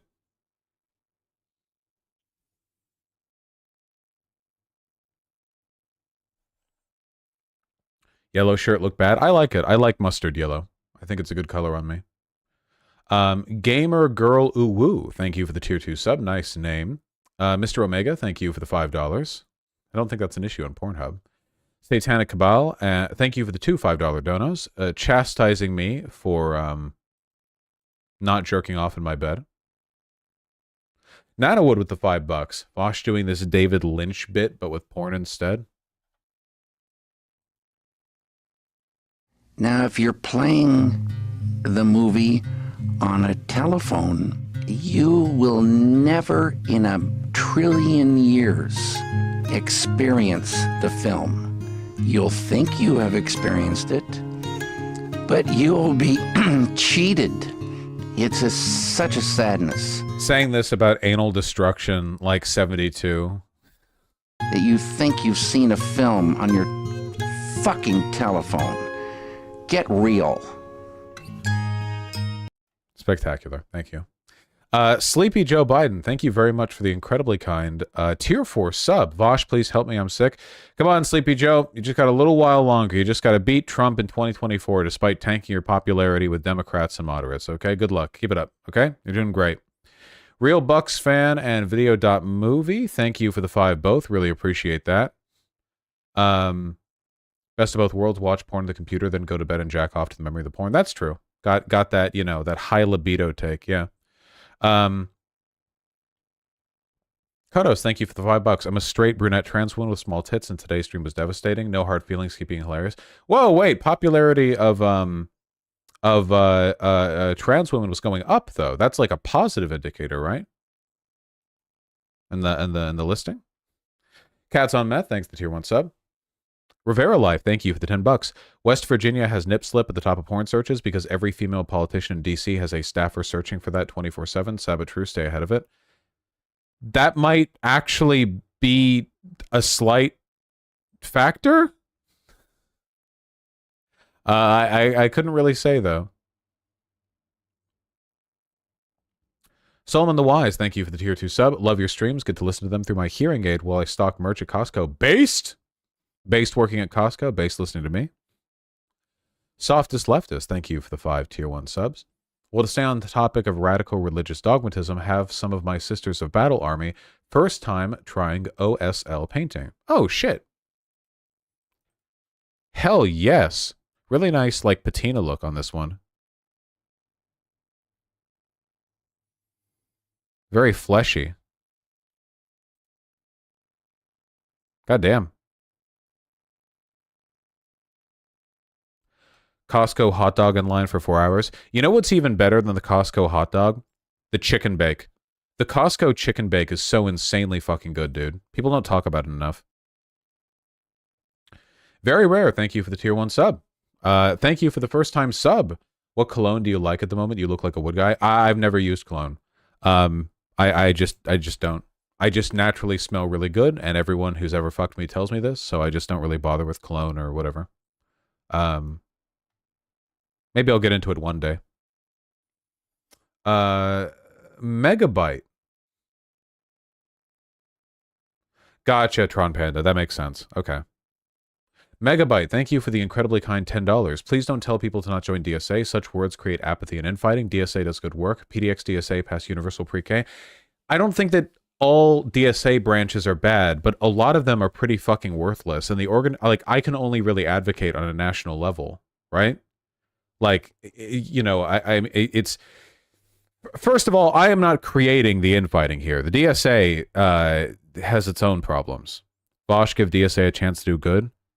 I fundamentally do not like the idea of this organization being completely decentralized. I think that national leadership for the DSA has to enforce tight standards for all of the local branches, because otherwise the only time people are going to hear about DSA is whenever a stupid branch does something dumb, and that's the only time. Like, I don't agree with their organizing method, you know, and I'm an anarchist too, or at least sometimes I pretend to be. So you know, you'd think if anything, like I'd be the one arguing the opposite, but no, you're only at that point. Don't even call it the DSA, right? Because otherwise, everyone gets implicated by every other org that gets called the DSA. It's difficult. It's difficult to manage. Super chat. Fenrir 502, thank you for the 10 Australian. Really appreciate that. In the Disney film, they split Frollo and the good archdeacon into two characters because they didn't want to portray a man of the cloth as lusting after and committing evil acts against gypsies. That makes sense. Yeah, that'd be pretty that'd be a spicy take, to be sure. Pepe La G, thank you for the incredibly kind $50. I really appreciate that. Thank you. You outpushed me left in 2029. I'm so thankful for that. I actually found you through Shu when I was a centrist. You, Keffels, and Shu are my favorite people. Never stop doing what you do. I've now been a part of my local DSA chapter for 2 years. This motherfucker right here. Since 2019, not 2029. This motherfucker right here. The actual apex of big tent coalition building. The Vosh, Keffels, and Shu. The three legs that hold up the sun.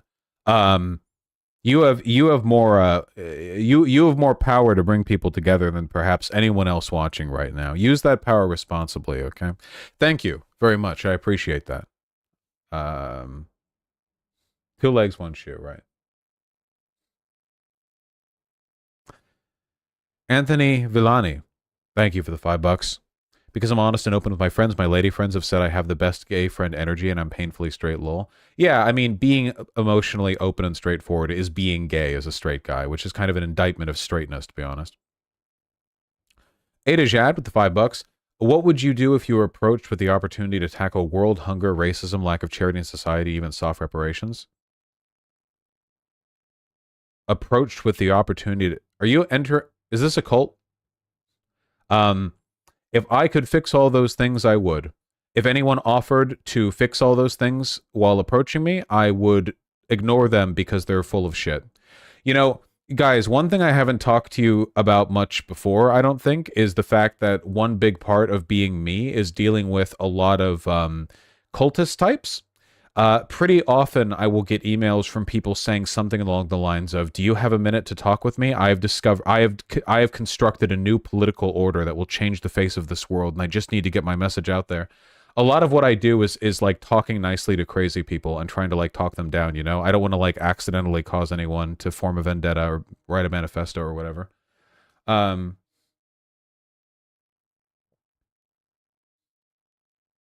Happens pretty often. Matthew, thank you so much for the $100. I really appreciate that. Matababy here, sup? What's up, Matababy?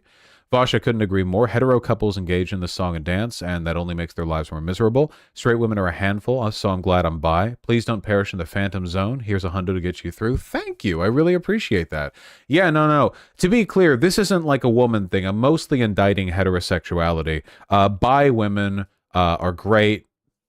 Fat pussies, you know, And bi guys, in my opinion, significant improvement over straight guys. Not that I would know, I can't fuck straight guys, you know, because I'm not the kind of gay guy who looks up curious straight friend on gay Pornhub. So, you know, whatever. Thank you, Matthew, for the 100. I really appreciate that. Matthew, thank you for the 2 as well. Very true. Pronounced Noah, thank you for the $2. Very queerphobic.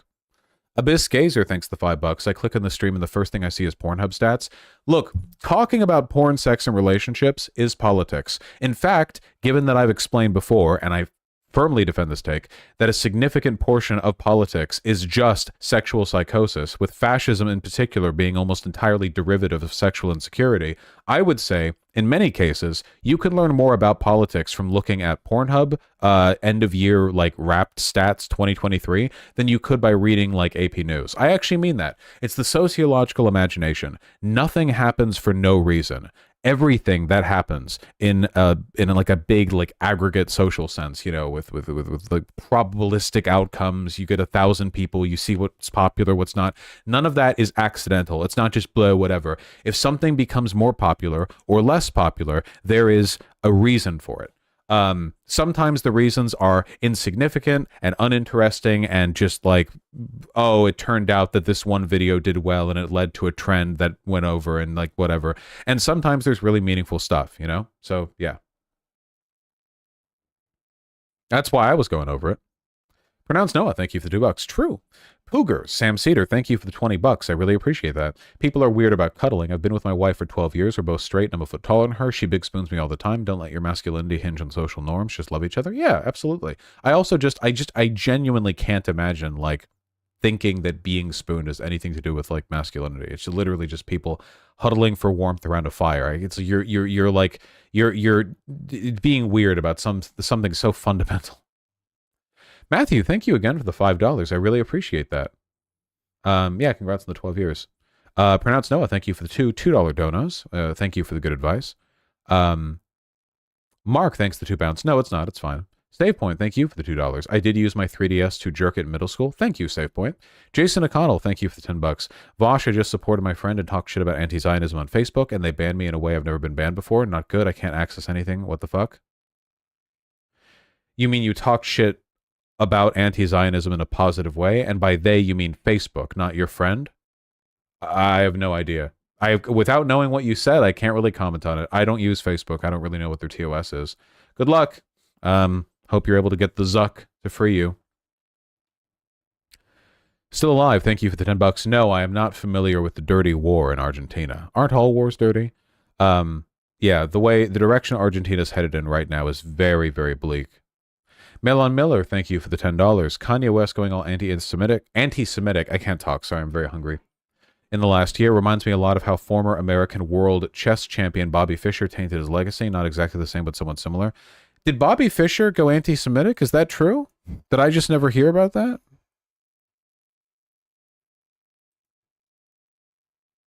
Chat seems to strongly believe that he did. Holocaust denial. His anti-Semitism was a major theme in his public and private remarks.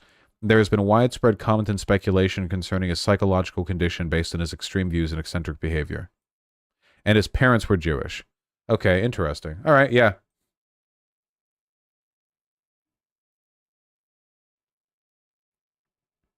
Odd. That basis, thanks to $5. I'm going to Iceland for Christmas. Wow, that's pretty cool. Everyone should do this. I make $13 an hour for reference. Nice. It is true that international travel is now cheaper than it ever has been. Yeah. Traveling is really fun. Americans have a much harder time traveling to other countries because our country is massive and we also only really border 2 other countries. Canada is too like America, I think, to be worth like travel to. Sorry if that comes across as condescending, but like, let's be real here. You know, you leave an American city, you end up in a Canadian one. It's pretty similar. Mexico is much more interesting to head to. And likewise more difficult to get to in terms of like crossing borders, checkpoints, blah, blah. But apart from that, like you really got to travel. What other countries can you get to that are nearby? Central America, which I'm sure there's lots of beautiful stuff there, but that's not usually what I think of when I think of like going to Japan or Europe or whatever. I really envy the Euroids who can like take a train to another country. Like in 6 hours, you can be in a completely different country. It's crazy. You can be in France, and then you can just like go in like a morning train, and without being stopped by a single like customs agent, you can be in like Czechia or whatever. You know, you can just be like somewhere else entirely, totally different vibes. It's cool. Go to another state, bitch. I mean, you can, but obviously, while there are many differences between states, the differences between countries in Europe are greater than those between states. And Real Bucks fan, thank you for the 5 tier 1 subs. I really, really appreciate that. Thank you. That's very kind of you. All right, guys. Forbes Watson, thought has gone into this. It's something, it's difficult to manage. Thought exists. Thought is present. I love you guys very much. I should be streaming tomorrow. Streams are something that I believe is my job. In the meantime, I am going to send you guys over to...